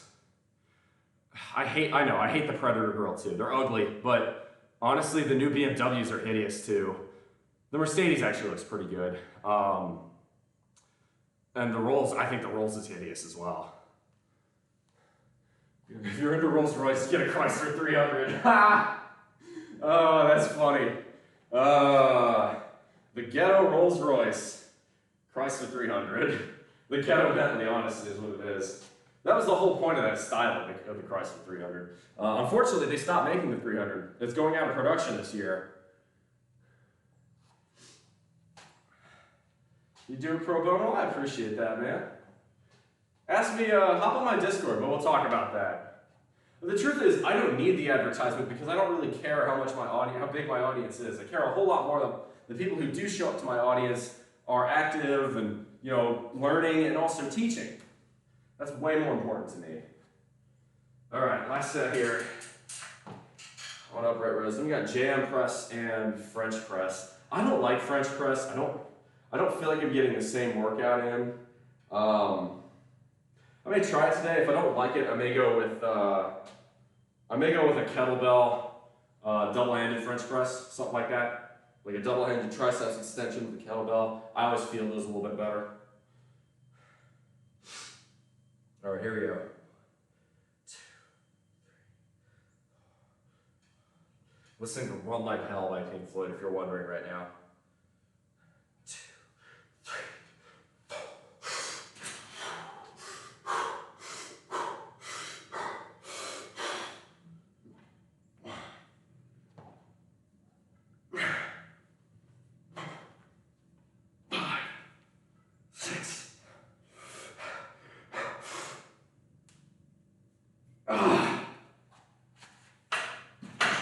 Not bad. All right. So now we'll move on to JM press. What did we do that at last time? We did JM press last time at 125 for sets of 9. My tries are pretty shot, so I think I'm gonna go for 7. Really focus on the form, and if I need more, I'll leave the lightweight plates down there, so that way I have easy access to them.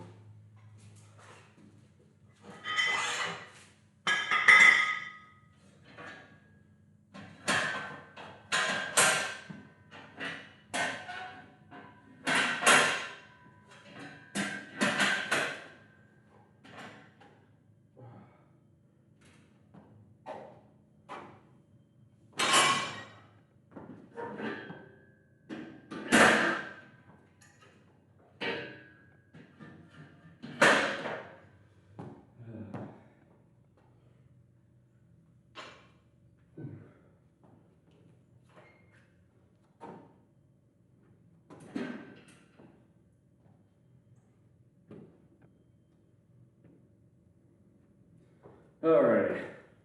Canada, Chrysler, and Caddy are just as reliable as Toyota and Hyundai. I would not agree with that.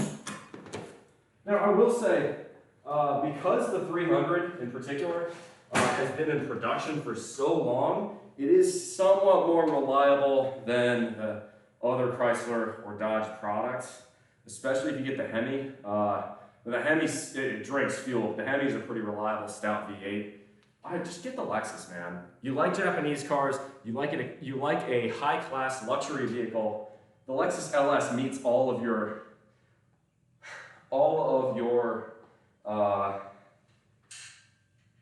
criteria. And if you don't like the way the current grills look, get a 10-year-old one. Better still, a 10-year-old Lexus LS will probably be more reliable than your current year Bentley.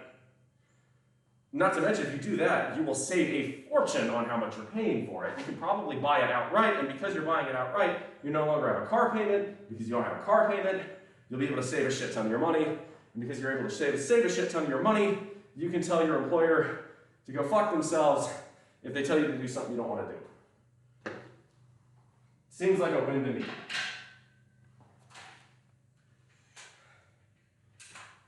What do I know though? I'm just an engineer. All right, so we're gonna do the jam press here.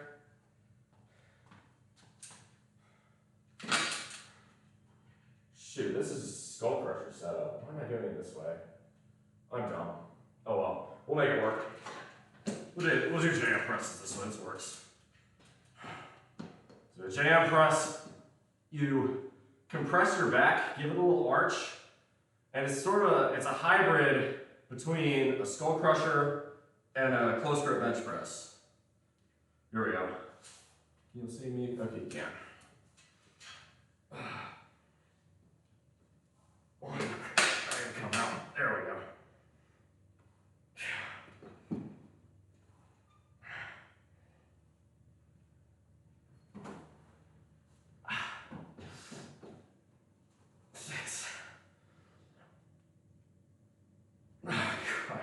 No, I trusted a shot. The floor press killed him.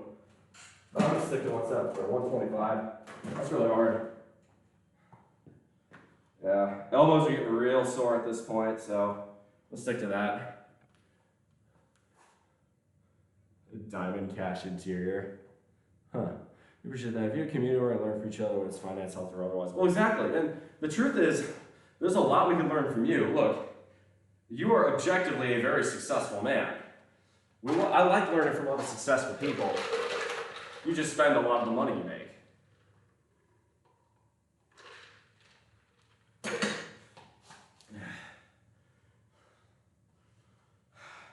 I want to add weight to that, but I think 125 is the best I should go. I mean, even then, I'm still feeling pretty tough. Oh, yeah, here comes the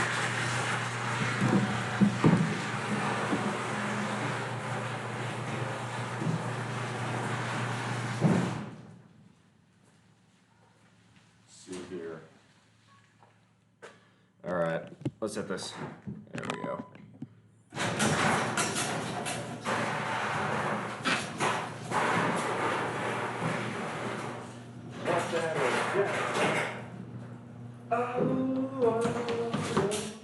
James crying. Oh, let's go. Come on.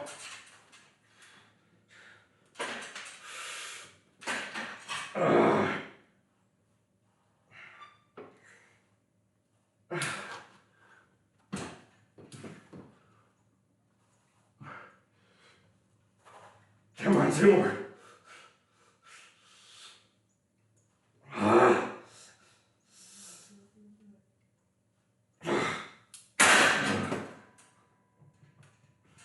gonna go down weight, honestly. I feel like I'm not doing the form as well as I should be. I'd rather do it right than do it heavy. Nobody's ever gonna care about how much you're jam pressing anyway. I'm going down weight.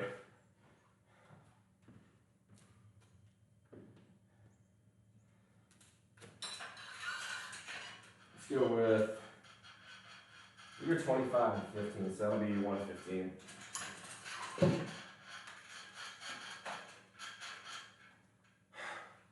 Yeah, no, I'm really glad you're part of this community. If you want to join it, which by the way, for those of you who do not know about my Discord, check that out. That's where I spend a lot of my time.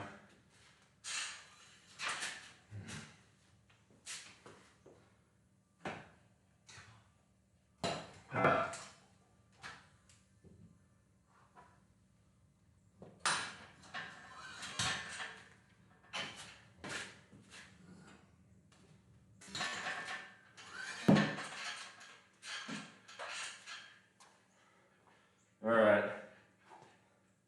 we got 2 more of these. Yeah, my tries are just absolutely fucking shot. But I'm happy. I mean, I 3-rep 205 on shoulder press today. Today's a win. in my book.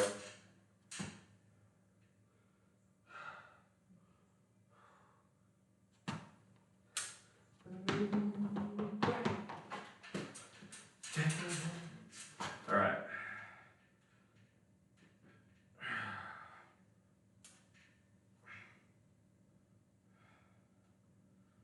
Perfect.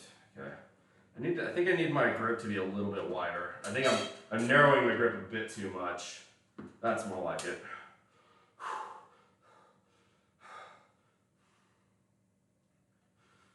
Ugh.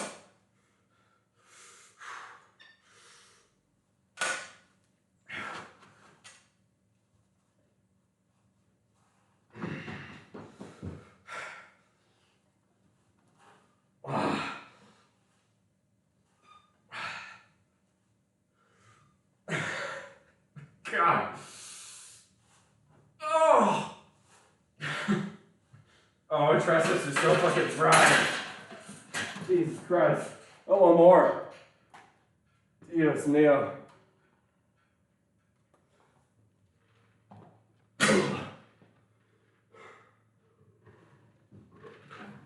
Now, if the half a gallon of milk a day doesn't work to help get me to 235 for both, I'm gonna say fuck it. Really? Sorry. Anyway, if that doesn't get me to 235, I'm gonna say fuck it, attempt to max next week, and then call it a day. NFL forced us to have a reboot about 20% of our spots. Time for all for diversity, mixed LGBT plus and millennial. We didn't meet the new standard, even though I'm a bleeding heart lib. Advertising is changing. We used to set the table and the narrative. Now we're being dictated to. Thought I'd have a nugget of knowledge to return. That's a very good nugget of knowledge, and it's partially why the NFL is working. Like, the NFL was originally a working class sport, especially in the industrial Midwest. That kind of shit, you have to know your audience. The same reason the Dylan Mulvaney plug for Bud Light was so fucking stupid. You are never going to get the super progressive LGBT types drinking Bud Light. That was never going to happen. Know your audience. The people who drink Bud Light are going to usually be cis, straight, white male conservatives that probably don't look too favorably on that. They're probably going to vote MAGA. Like, that's just, know your audience, right? It's, the NFL has, I don't care about identity politics. I really don't give a fuck. You know, only insofar as that it affects the U.S. economy. That's as far as I care about. But the NFL, what the NFL is doing, and it's the same thing they're doing by fawning over Taylor Swift, right? They're trying to change their audience and get women interested in the sport. But in doing so, they are alienating the backbone of the NFL world, which is working class men. That's the audience. That's who usually likes this sort of stuff. The working class men, right? That's the backbone of the support is the NFL. If you alienate them, you are hurting your own bottom line over time. If I was the NFL, I'd be very careful about pushing that agenda. Whether or not you believe it's a good thing, I'm not talking about whether or not you believe it's morally correct or anything like that. I'm just saying you're going to alienate your prime audience, which is working class men. She's good money. I've seen the numbers. That's true. These days, women are, you know, a lot of the pay gaps anymore. Women are starting to.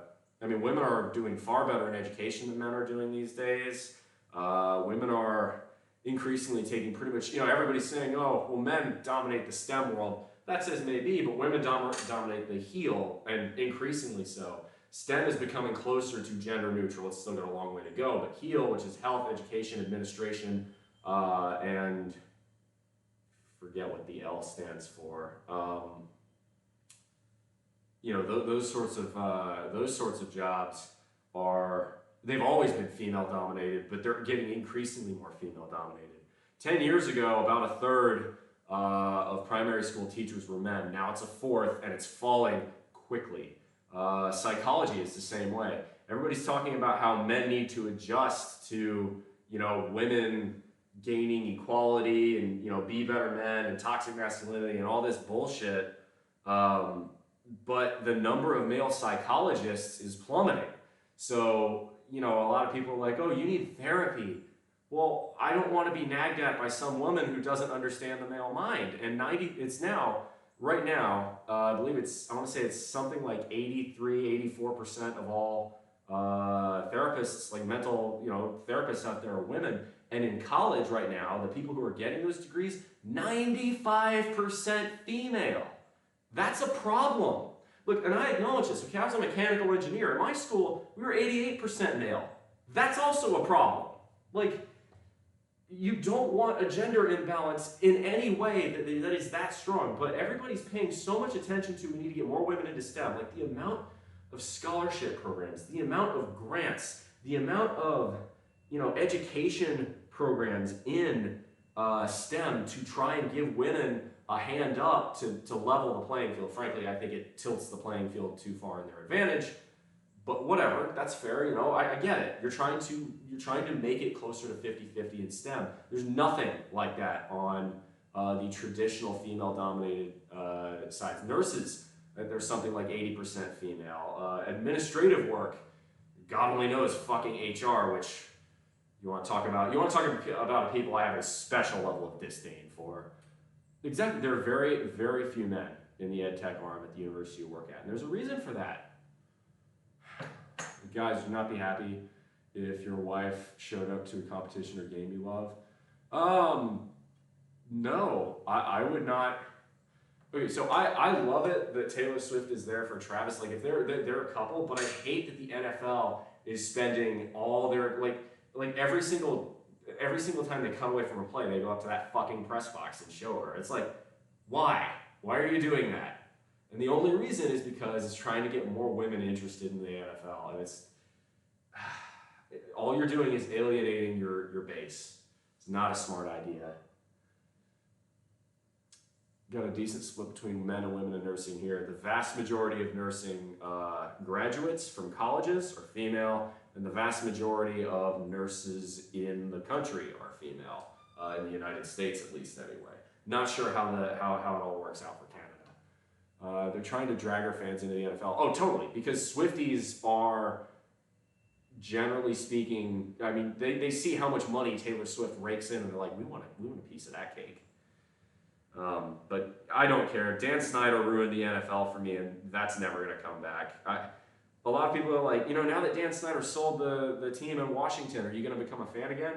There's so much damage that has to be fixed. Like, just because the problem making it worse is gone doesn't mean the damage has been repaired overnight. That's not how that works. All right, let's go ahead and do one more set on JM press. Frankly, I've only been trying to keep it as equal as possible. Women make up 55 to 51% of the population. Men make up 49 to 45. But yeah, 60-40, that's fine. But like, that's not what's happening right now. The other thing is too, vocational schools, training for vocational schools is very low. Why? Well, because most educators in primary school have a big downer on the skilled trades. And this is why you have people going and getting useless degrees instead of getting good, reasonable paying jobs like carpentry and electricians, is because in our primary education system, and especially in college, skilled trades are looked down upon as inferior work when they're not. And the reason that is because the vast majority these days of educators are female. And women, as much as they say they want equality, why are there no female electricians? Why are there no female carpenters? Why are there no female oil rig workers? Why are there no... The women do not want to do these jobs, even though the pay is pretty reasonable. The women just straight up don't want to do those jobs. If you want equality, right, you have to treat those jobs equally. They pay well. In fact, in a lot of cases, they pay far better than college degrees will pay you. I know welders out at my nuclear site that make double the money I do, and I'm an engineer, right? Proper balance here in Canada, since our economy is very trade and tourism centric. What Canada needs to do is start opening up their uranium mines again, so that way we can start really cranking on nuclear power here without having to rely on Russian uranium. The environmentalists will never let that fucking happen. You're okay with drilling all the oil in the world, but God help you if you want to fucking open a uranium mine. All right, come on.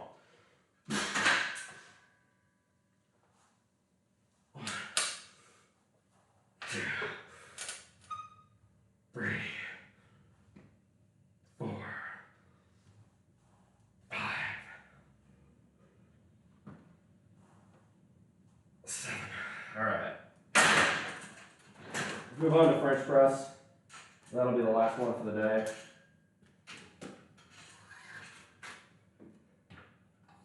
No, and men are increasingly falling behind right now because of this. And there are three ways this gets resolved. As a result, right, the percentage of welfare payments going to men who are not in labor, right, who are not working, or men who are not in education, right, it's rising. It's been rising. The share of overall welfare payments going to unemployed men who aren't bettering themselves continues to rise. The reason is because men are rapidly figuring out, well, this is a society that doesn't want us or doesn't value us, so fuck it, we'll leave. If you offer us nothing, we will give you nothing. If you want to treat us, right, if we're problematic no matter what we do, okay. It's a very self-fulfilling prophecy. Z. Trevor, thank you very much. We're going to see if we don't want another Avro-Arrow situation here. What you need to do is start cranking out uranium at a brand new level, right? And the other reason, too, is Niger just threw a coup. They just threw a coup against the French, right? And we talk about whether or not that's a rightful thing to do, but Niger produces a ton of uranium. And if the French no longer have access to uranium from Niger, they need to purchase it from somewhere else. So they can either purchase it from the West, us, y'all, Australia, or they can go cap in hand to the Russians. You don't want that latter option. Remember, uranium is thousands of times more energy dense than coal.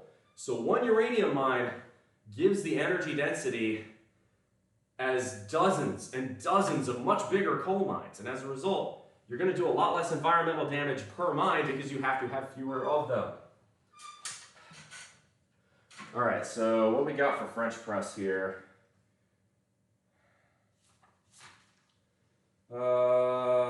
30, 25, 25, and 25. Let's try 30s and see how it feels. We're only going for 7s anyway, so we're going to start a little bit strict. Bring the bench up. You hear from me, uranium may or may not be under experimentation to become lab grown. That's not going to ever be cost effective. Uranium, okay, right, so nuclear power plant grade uranium is mostly the isotope U-235. U-235 is only 1 to 2% of, actually no, it might be up to 5% of natural, depends on where you're mining it, naturally occurring uranium. Most uranium is U-238. You have to refine uranium to make, you know, anything power plant grade, like fuel rods. You have to refine it further to make weapons grade uranium. This is why when we talk about, you know, the Iran nuclear deal, a big part of it has been in the past, you know, what percentage of U-235 are they refining the uranium to? So it's surprising me you guys are having an issue there. You got to remember, right, with regards to uranium mining, I don't know, when you say issue, with regards to uranium mining, it is primarily because, right, we have entrenched interests in fossil fuel mining, coal, oil, gas, that nuclear power is a direct threat to. So the more they can make nuclear power cost uncompetitive through regulation, the better off the fossil fuel industries are, because they know wind, solar, and unicorn farts can't ever truly replace all of it. You need baseload electricity that, at the moment, battery storage is not cheap enough to provide.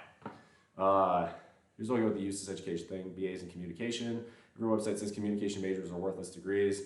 Yet, here we decide in large part what the consensus in the world is. Well, I will say I chose my mechanical engineering degree precisely because when I was 13 and 14, we lived in a town of Dayton, Ohio. And Dayton, we lived there in 2008 and 2009 when the crash happened. Dayton was hit about as hard as Flint, Michigan was. We had 3 Fortune 500 companies in 2008 and none in 2010 when we left. When I saw that, I said, and my parents saw that as well. My parents, I joked about this. I said, outside of the Asian parents, I don't know any parents who have as high expectations as y'all, and they took that as a compliment. So there you go. My parents were like, wait, you're comparing us to the Asians? Yes! And I'm like, no, that's not what I meant. But they said, you're going to get a degree that provides a good return on investment with a low unemployment rate. And I'm like, I agree, that's probably a good idea. So I chose mechanical engineering. My favorite field of study is economics, but I got a minor in that because economics doesn't pay the same way that engineering does. Hey, Tamil, good to see you. Welcome on in.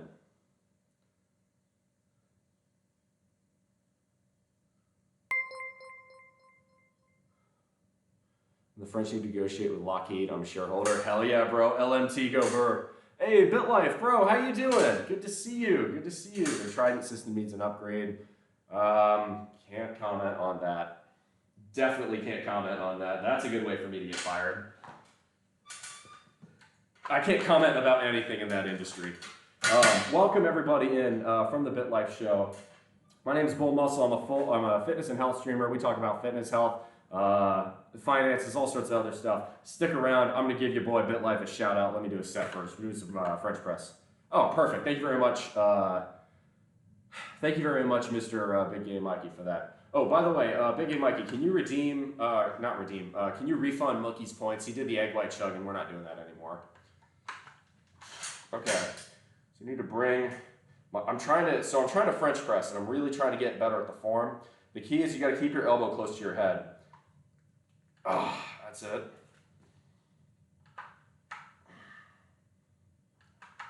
4, 5, 6. Really trying to extend that tricep on the way down. 7. That's hard.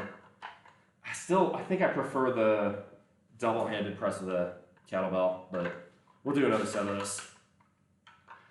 It'll never come easier until I improve at it, so I gotta work on it. Thanks, Mikey. No, come on. Left is not wanting to behave. There we go.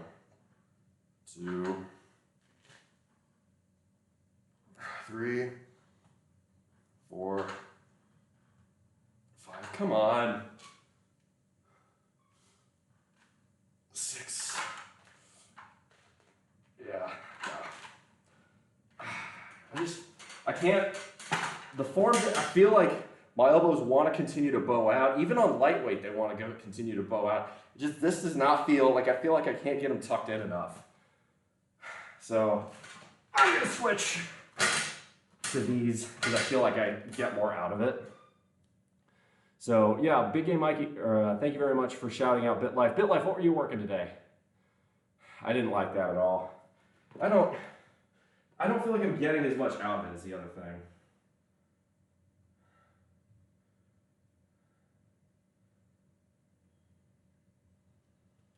We'll do double kettlebell extensions as well.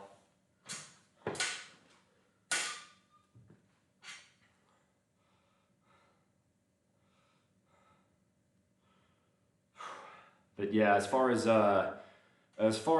missile systems are concerned, there's a very hard limit as to what I can talk about there. For those of y'all who don't know, my profession is nuclear engineer, so you can kind of figure out what I'm talking about. There's certain things I can't say. Apropos, throwing Peace Cells by Megadeth on here. No, it's not NDA. It's much more serious than that. Ugh. I know what I can and can't say about this topic. All right, so for this, same thing, try to keep the elbows in. Hopefully do a little bit better. My triceps are absolutely fried. We're at the end of the workout.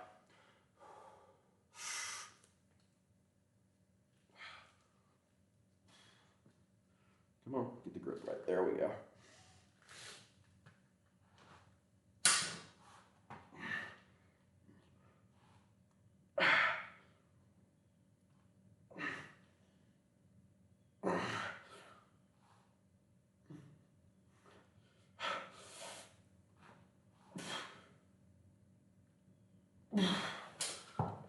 Ooh, yeah, I feel that. That's good.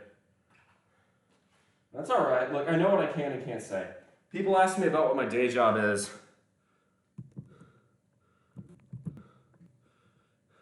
There's a reason I have this emoji. It was like being understood by court. All right, we got, man, WTF. 5008, Jean Regal. Merci, thank you for the first time chat. I think that's French. Welcome on in. And Home Faible, I don't know how to say that. How much experience do you have in musculation? If you're talking about how many years I've lifted, about 15. This is a 55-pound dumbbell, that's about 23, 24 kilos. Yeah, 15 years. Now, I haven't been serious that entire time. I've gotten a lot more serious the last 2 to 3. But yeah, I've been lifting for a long time. It's my big hobby. I love doing it. It's fun.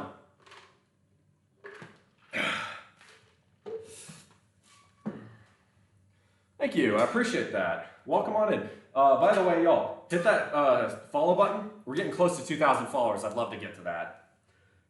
All right, here we go.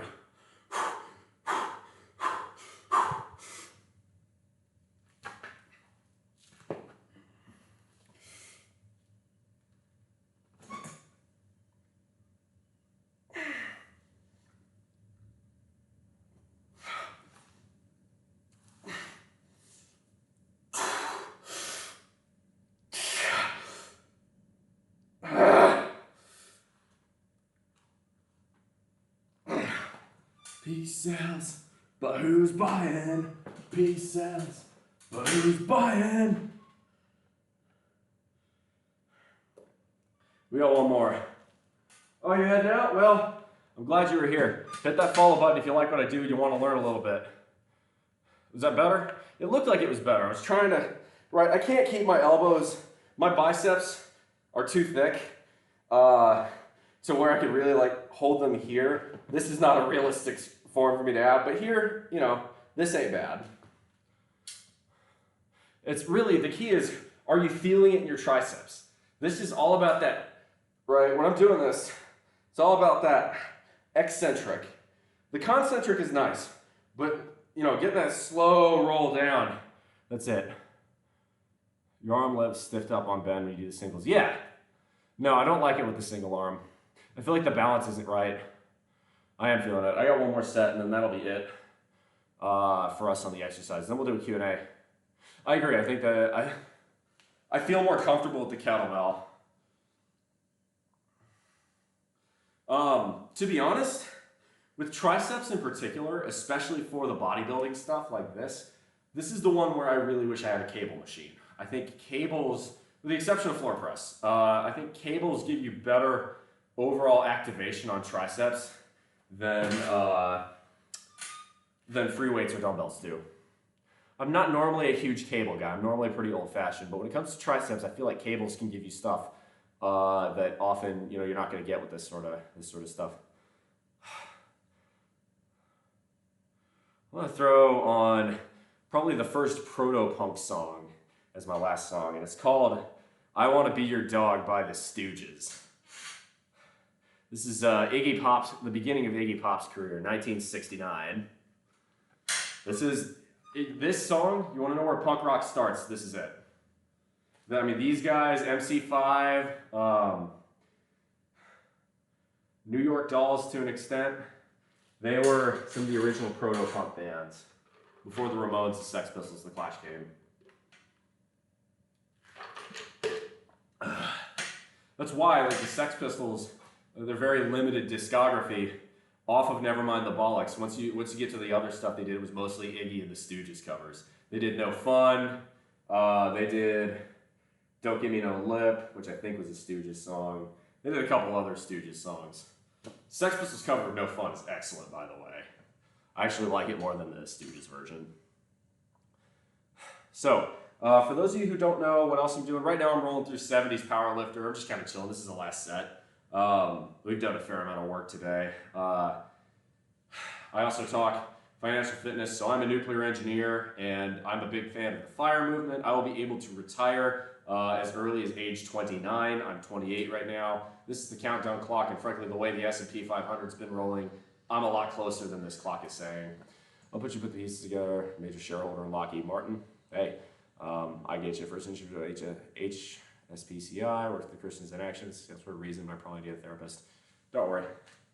I understand. I worked for, my previous employer was L3 Harris. Lockheed Martin and Raytheon just poached the best engineers we had with much higher salaries. I know the game. I've got plenty of friends who work for old Lockmart.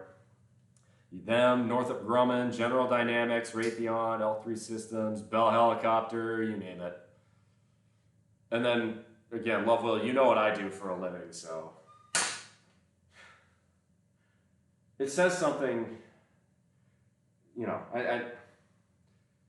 you got to make a living, right? But that's sort of why I'm a huge fan of this financial independence thing. So if you have a moral qualm with what you're doing as a career, once you get to the point of financial independence, you can say, I'm only going to do stuff I morally agree with. You do know who the Christians are. Christians in Action, I'm assuming, is some conservative political group. That's what it sounds like an anti-abortion group maybe. I have no opinion on abortion, by the way. Like, people actually ask me about that, and I straight up, like, of all the political issues out there, that's the one I care about the least.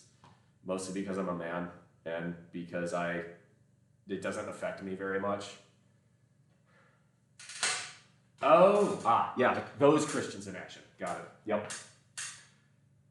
Good old Langley. Yep. Nope. Yeah, say no more. Say no more. Gotcha. Gotcha. Yeah. No, so my dad served in the Air Force for 29 years. I understand. Very much. I'll put it this way. When I graduated, Dad was stationed at Fort Meade. I know. Last set.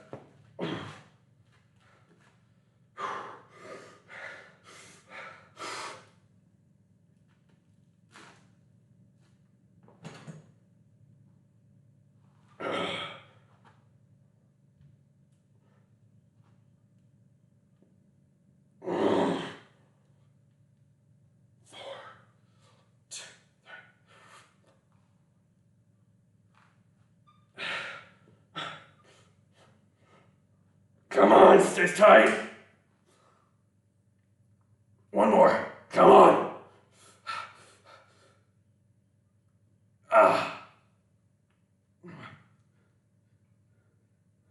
Yeah, no, I get it.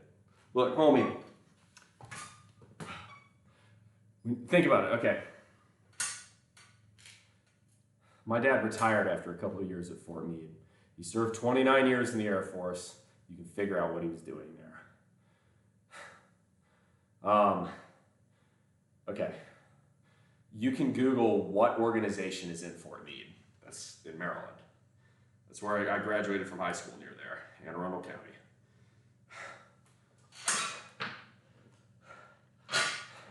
I don't like Edward Snowden very much. That's all I'm going to say about that.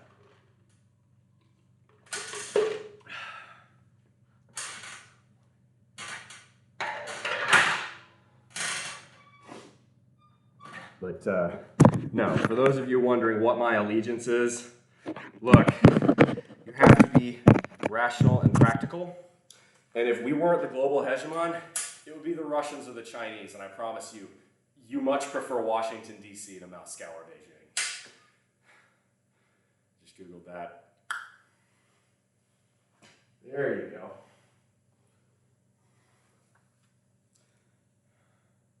Edward Snowden was a traitor. He's a hypocrite. Frankly, I was really kind of hoping the Christians in Action might do something about that, but they're a lot less useful than people think they are. Yeah, I'm taking a pot shot there. It's a little neener from a rival.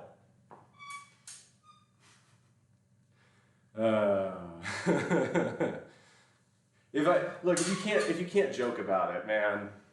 Look, being able to joke about shit like that is what separates us from the totalitarians in the East. That's what I'm saying. That's okay, Big Game Mikey, I'll explain it to you later.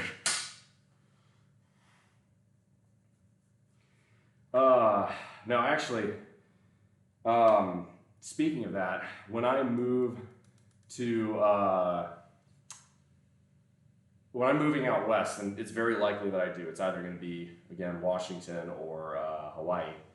I think before I move west, I'm going to go up to Arlington and see my dad one last time. So that, if you're in or around the DC area and you'd like to hang out, let me know. I'll probably will make a trip up there before I'm gone.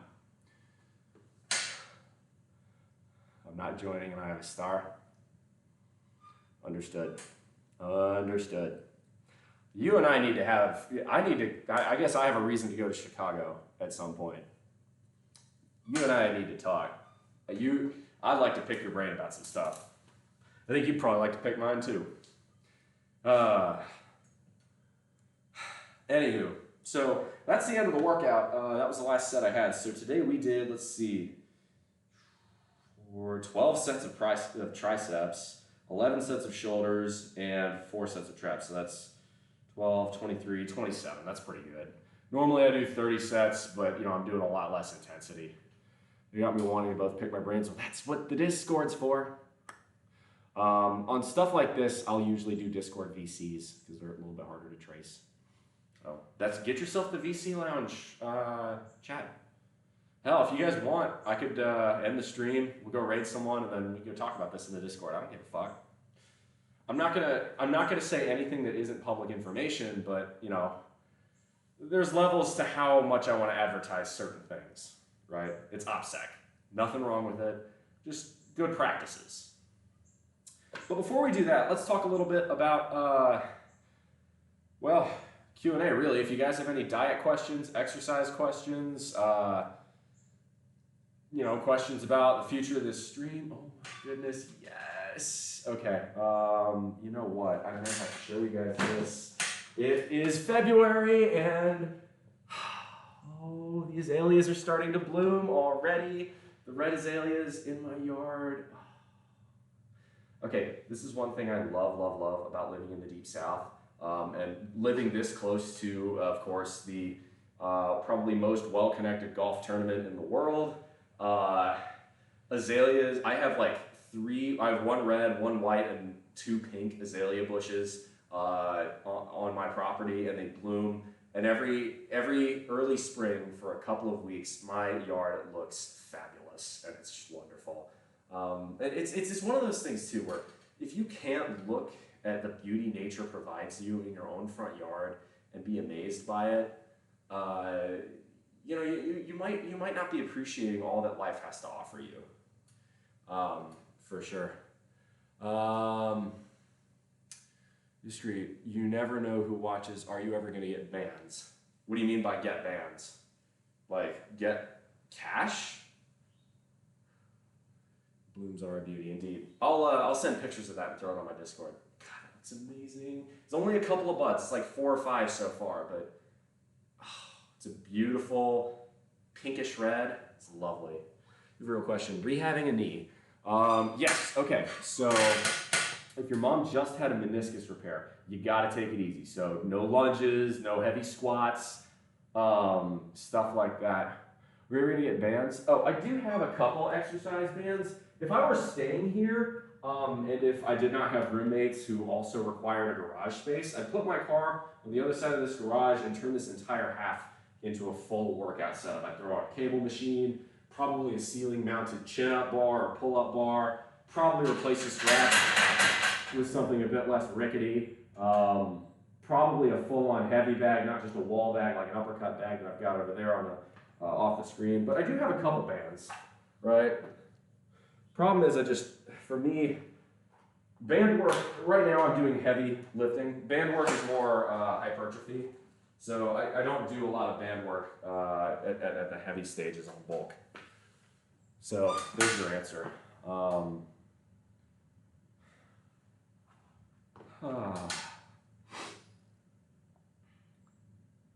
There we go.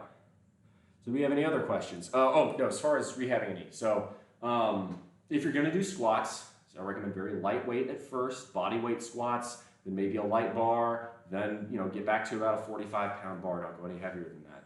But take that very slowly over the course of months. My favorite exercise, if you have knee pain, you're rehabbing a knee, the best possible way to rehab that, I think, is to get in the pool and swim.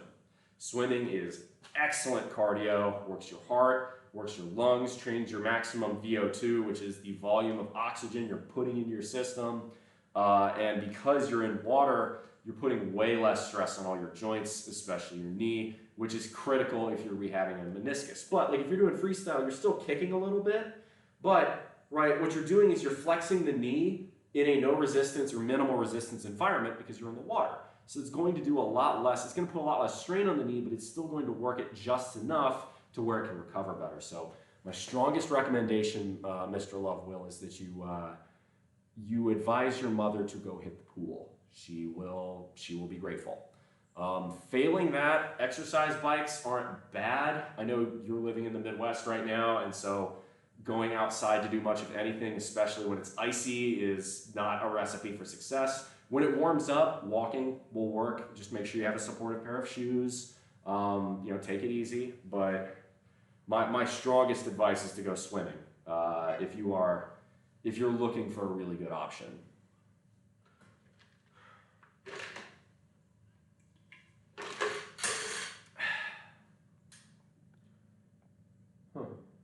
Neighbor's looking at me. That's cool. My neighbors are chill. They tolerate my nonsense and being, making grunting, lifting noises in here because then I help them move heavy objects. My flight has been delayed by 2 hours. Can meet up in a VC room about other things. Yeah, get yourself a VC roll. Somebody needs to work out. I'm a swimmer. Yeah, definitely. Get your mother in the pool then. That will be the best possible thing to rehab a knee injury. Now, I'm not a licensed physical therapist, so specific exercises, you may want to hunt around for someone a bit more professional in that sense, but I would start with swimming. Swimming is a very low stress exercise for your joints, but a very high intensity exercise. Well, it can be. It depends on how fast you're swimming and how much effort you're putting into it, but it can be a very high intensity cardio exercise, so it's going to be very good for your heart and your lungs, and you'll probably have you'll feel better when you get out of the gym. Or the pool. Did we get a plushie boot? We did, but I'll give you another. For those of you who don't know, my name being BullMuscle now, we have a mascot. This is Ferdinand the Bull. It's just a black Spanish fighting bull, so boop, one more for free. So he's kind of cool. He's a Ferdinand the Bull. He's cool. I like him. But yeah, he sits around. He's kind of chilling. God, I need to put some WD-40 or something on this thing. It is cracking and squeaking. Yeah, there's our mascot. Anyway, do we have any further questions? Anything like that? Otherwise, probably gonna look to raid here pretty quick. As for tomorrow, I will be live again at 9 a.m., but it will be a rest day stream. We're gonna be relaxing. Let's see, who else is live? King Nick is playing Fortnite. I want someone who's working out. I got Ramir, Bam Bam, Benjamin Highlife. I'd probably go with Celsi. I haven't rated Celsi in a while. Which VC are we entering? It'll be on my Discord. Just the lounge, probably. Can you suggest? Yeah, if you got someone who I should be rating. If you've got a suggestion, I'm all ears. What you got? What you got? Jacob Lyle? I rated him yesterday. I try not to raid one person too often. I rated Jacob yesterday, so we're not rating Jacob. No, I saw Jacob. I know he's live, but one person a day. Actually, no, we rated him Thursday. I did not rate him yesterday. Yesterday I rated Holder Hack. I could rate him. All right, I'll rate him again. Plus, we actually hit working out this time. We were doing a rest day. All right, I'll rate Jacob. I can do that. All right, y'all. Any other questions? I'm gonna give y'all 20 more seconds. If you've got questions, now's the time to ask. Message is Bull Rush, as always. Yeah, we'll rate Jacob Lyle. I like Jacob. He's cool. He looks good. He's lifting. I respect it. He uses Chad as a tag, which is kind of a ballsy thing to do, but I respect it. Yeah, we'll rate Jacob Lyle.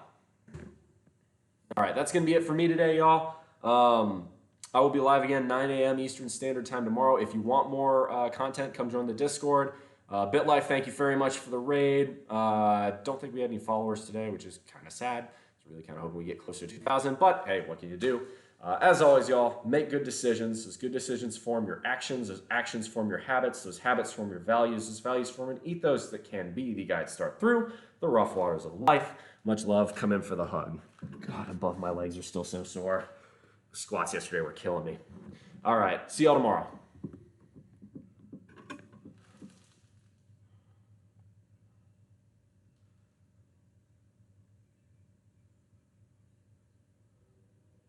All right, YouTube's been good.